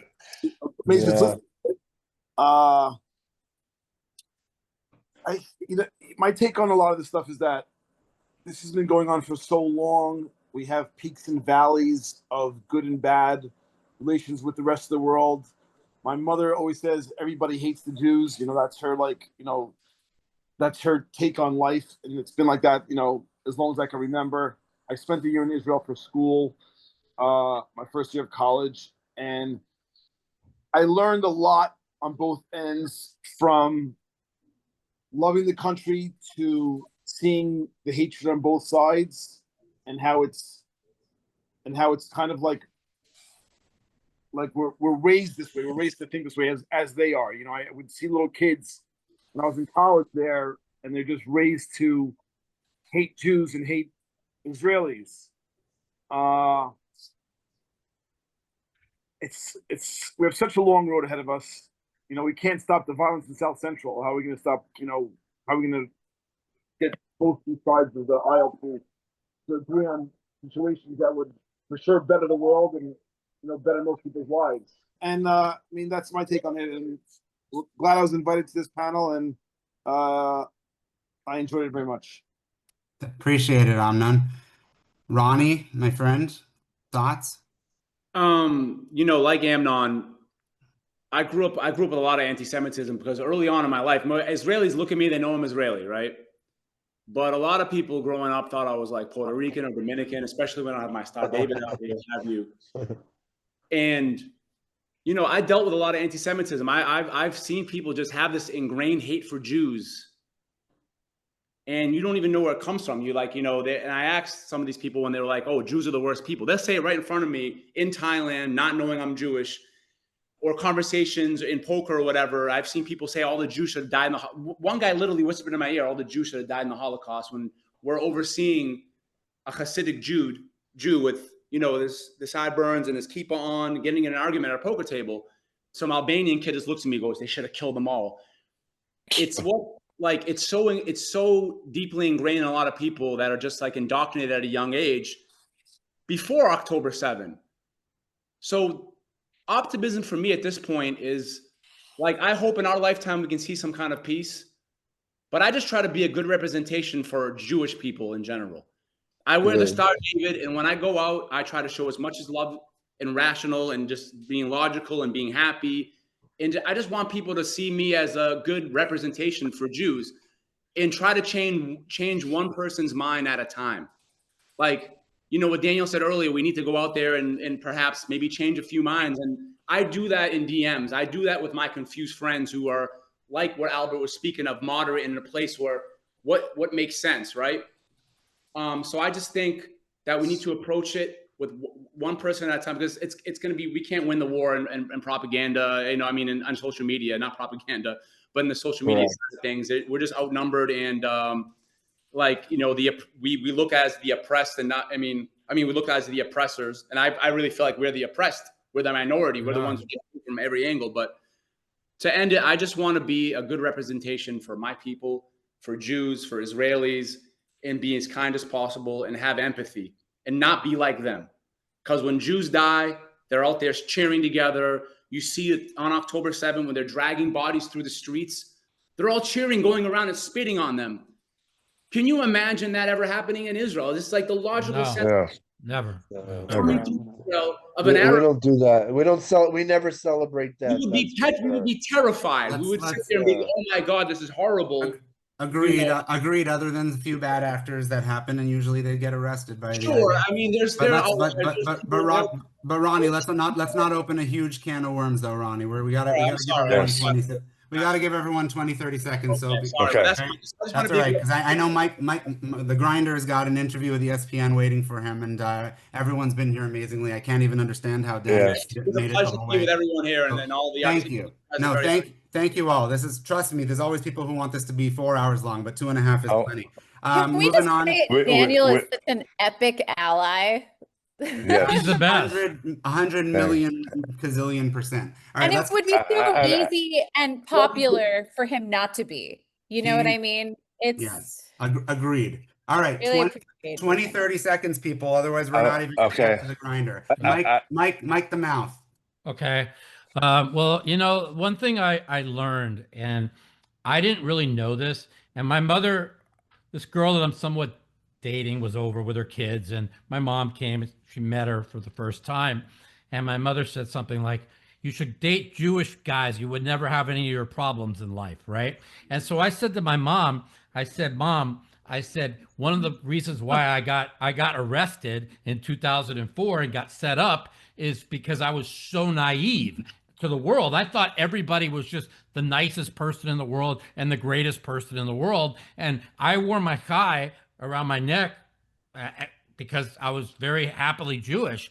And I didn't really realize until, after I got set up, I said, Mom, why didn't you warn me about the world? And her answer was, well, we grew up in a nice Jewish neighborhood. There was no bad people in our neighborhood. And to me, that kind of made me somewhat sheltered, and I didn't realize what the world was like. And so when I went to Israel, everybody knew me in 2008. It's like a whole country rallied behind me. I'm like, how do all these people know me? And closing on that, when Mike goes there in the next couple of weeks, he's going to realize how the whole country will know him. Yeah, and he'll be like in shock. And so the point I'm trying to say is like, I'm going to always be a proud Jew. I am going to always speak up for Jews in the world. Israel's, Jewish people, we're all Zionists. We live for the state of Israel. Of course. So it's like the craziness that's going on right now.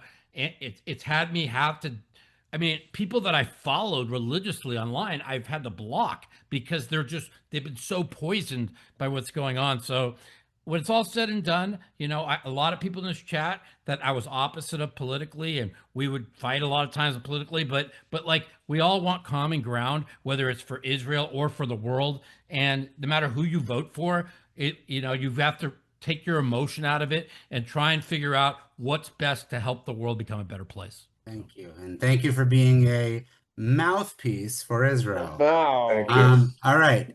Andy, who wins one of the awards of not speaking up. You're always politely listening and smiling. Andy, final words. Yeah, I guess I was a little bit too polite. I've done a lot of like genealogical research and looking at through the history of things, and the Jewish people have suffered so much anti-Semitism in the last, hundreds and thousands of years, literally.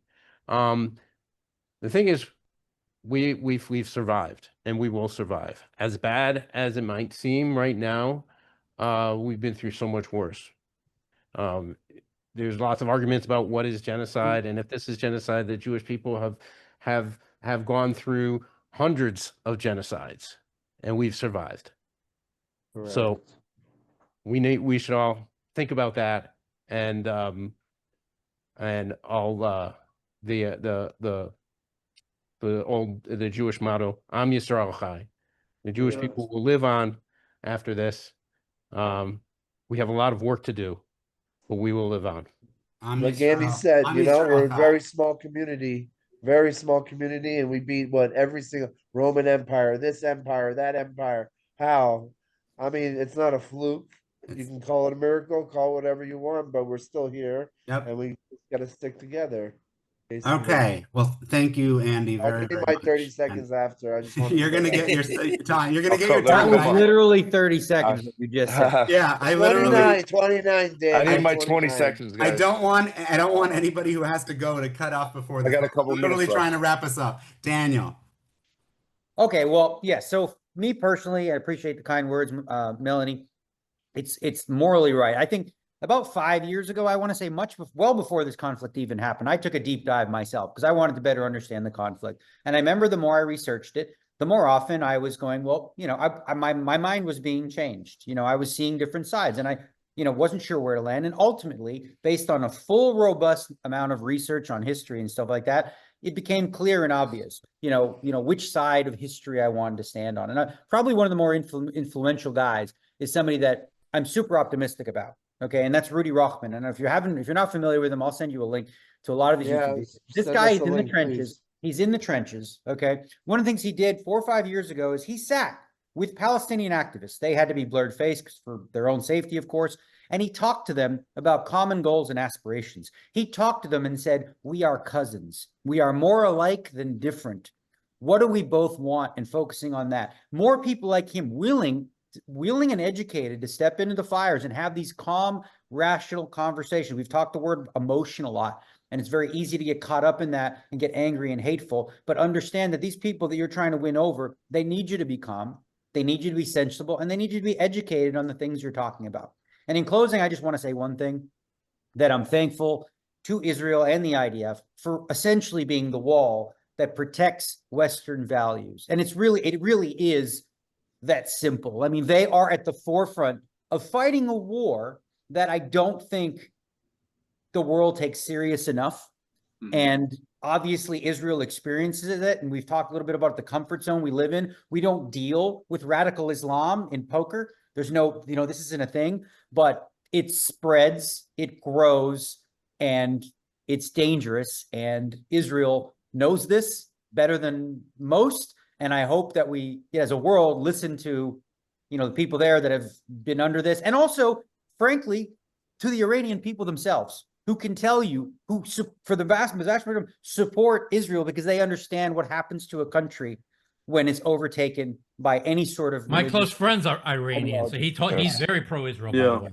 Thank you, Thank you, Daniel. Yes, you. thank you very much, Daniel. We love you. And Daniel, thank you for And- telling me about Rudy Rockman a year and a half ago when we speak. I've been in touch with him since, and he's going to be on the show. And he told me that you're a great guy. I'm reading his message right now to me. So thank you very much. Daniel definitely is the best. He's great. He's No, the I'm best. saying, and Rudy is awesome. Okay, legit. Let's try to keep this short. Ari, final words. Yes. Firstly, thank you, Boaz, for hosting this. There's been some discussion recently, like we all are closer than we think, and like trying to go for the positive and long-term gain, all that. I think that's true not just among the pro-Israel community. That's true with humanity. We're closer, including that. One of the things that wasn't brought up was the biggest enemy of Israel up until the 70s was Egypt. Egypt was the strongest. They were the biggest threat to Israel. There is now peace. It's not the best peace in the world. There is peace. There is hope in that regard. Yeah. And a Palestinian voice that I would recommend, Palestinian Israeli. He calls himself sometimes Israeli Palestinian. His online name is Nas Daily, Nas Daily, and definitely check him out. The long term involves people like him looking for coexistence and promotion, or however it works. I don't know. I'm just an idiot poker player, but I believe the future is bright. It may look a little dark right now. Thank you. And Nas Daily is great. I recommend him as well. And if anybody's interested in seeing an other side thing, but not anti-Israel, other side doesn't have to be anti-Israel. But I did have an episode 6, which was Palestinians for Peace. And it was a whole bunch of amazing people, Yasmin Mohammed and Ahmed Fouad Al-Khatib. They're not all big fans of Israel, but they all were very bravely speaking out against Hamas, which is a hell of a hard thing to imagine a Palestinian doing. So there's always ways we can have dialogue with each other and be civil. Eric, your second attempt at 29 seconds. Well, first of all, I want to say thank you to everybody. This was an awesome conversation, awesome Zoom meeting. And you know what? I'm all about peace. I tell everybody, I just want everybody. Why pick up a gun? Just start hugging each other, love each other. There's no point. I have a good friend. He's Palestinian. I spoke to him yesterday. I said, Sammy, what's up with this? He goes, it's all about money. It's all about money. I said, yeah, but we need to make peace. I have my other best friend. He's Iraqi. Eric, every time, come on, they need to stop, give them the hostages. What is the people in Gaza doing?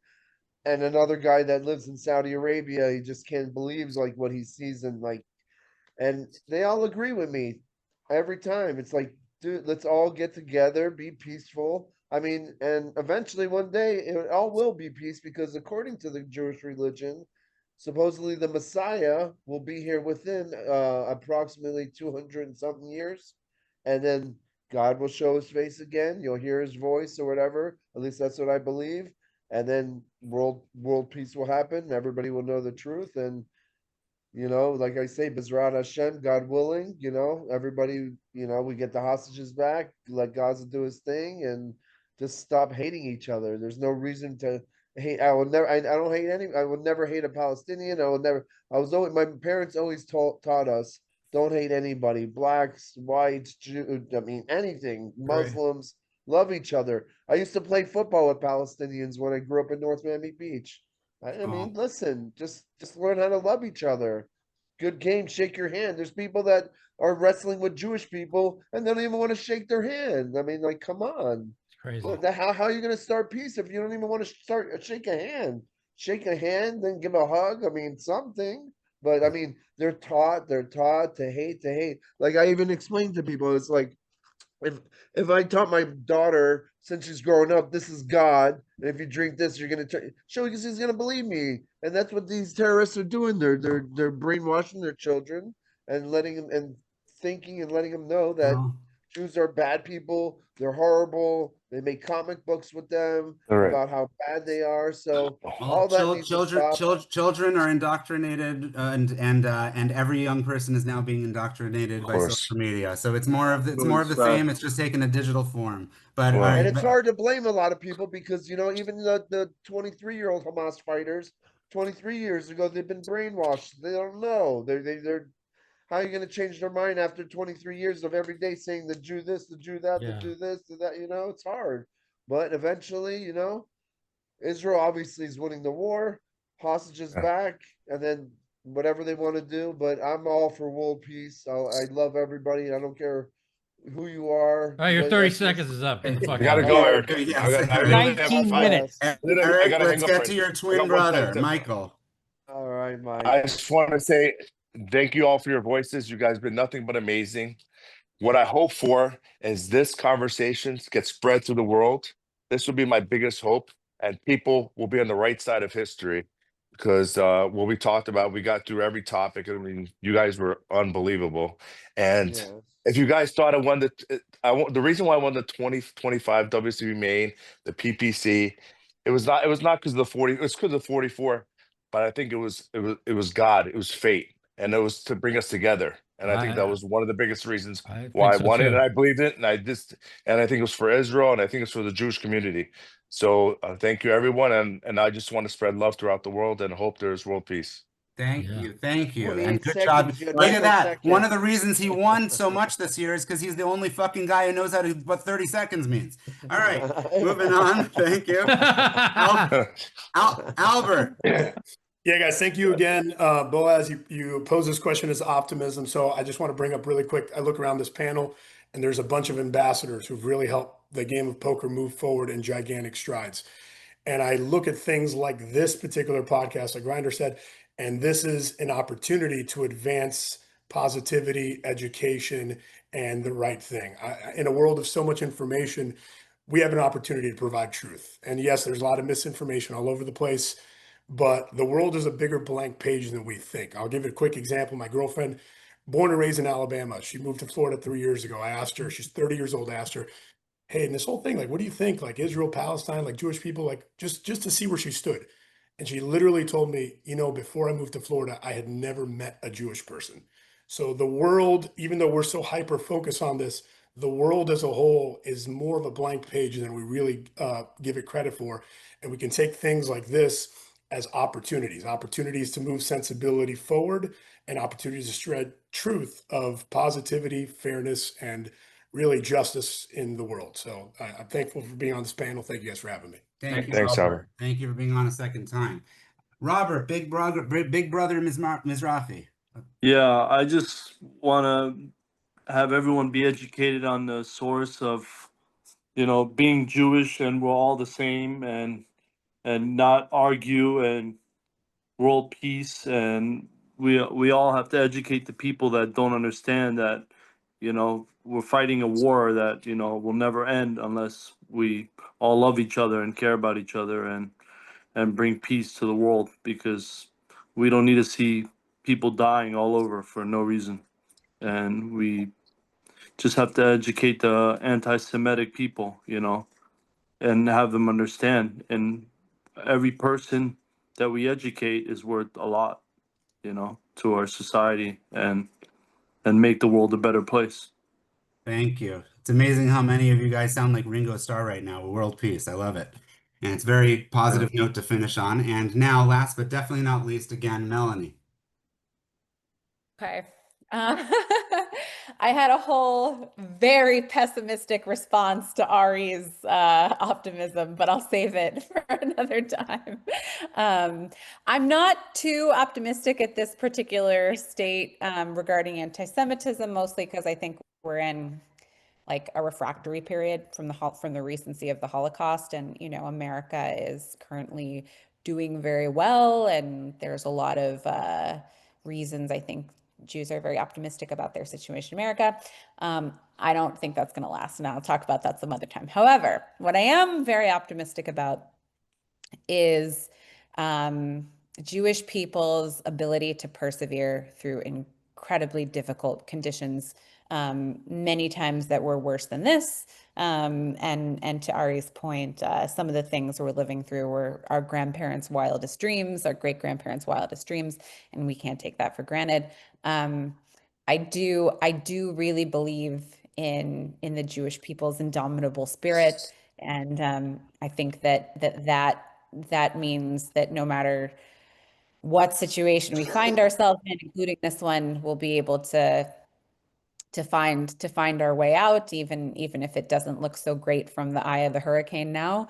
Regarding dialogue, I do think that there is a tendency, especially in our society today, to really be polarized and to just only view. I mean, our devices are showing things that are amplifying our rage and furthering our divisive perspectives. But I do think that the same way that we feel that we've been dehumanized for so many centuries, we could probably reach more accord than we think if we were to humanize and steel man the perspectives from the other side. I feel like that's the greatest way to have a dialogue, because people just assume you can't pass that barrier. So I believe in the indomitable spirit of us as a people. I'm really grateful for the community and our allies, and I'm hoping that an openness to dialogue in general will be a potential way forward through all these difficult things. Yeah. Fantastic. Thank you. Every one of you was fantastic for this. And since you guys are all poker players and math still does matter, I'm just going to make a few minor corrections of numbers that you guys threw out at different times. But although, yes, we Jews are 2% of America, that we are actually 0.2% of the world. 2%, 0.2%. We're way smaller than 0.2%.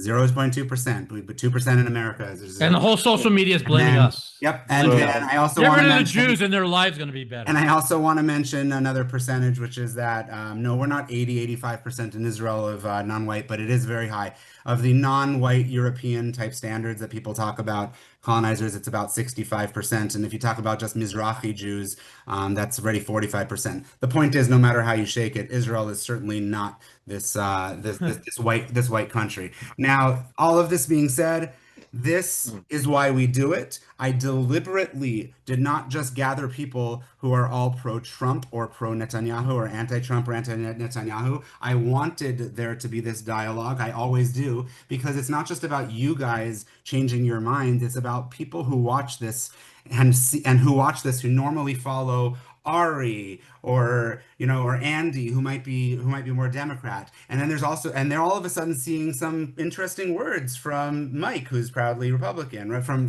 the mouth, right? And then you might have people who normally follow the mouth and vice versa. Now they're suddenly following Ari. The whole point is putting you guys together, because it's been proven over time that you put two people who don't agree at all right now, 5 minutes, they're going to hate each other for those 5 minutes. You make them spend the weekend together, they will usually, more often than not, actually come out of it as friends. Absolutely. They'll actually find more about what they have in common they don't. So it's sort of one of these things where you just have to sort of grind it out and enough time goes out, and usually we can get through to people.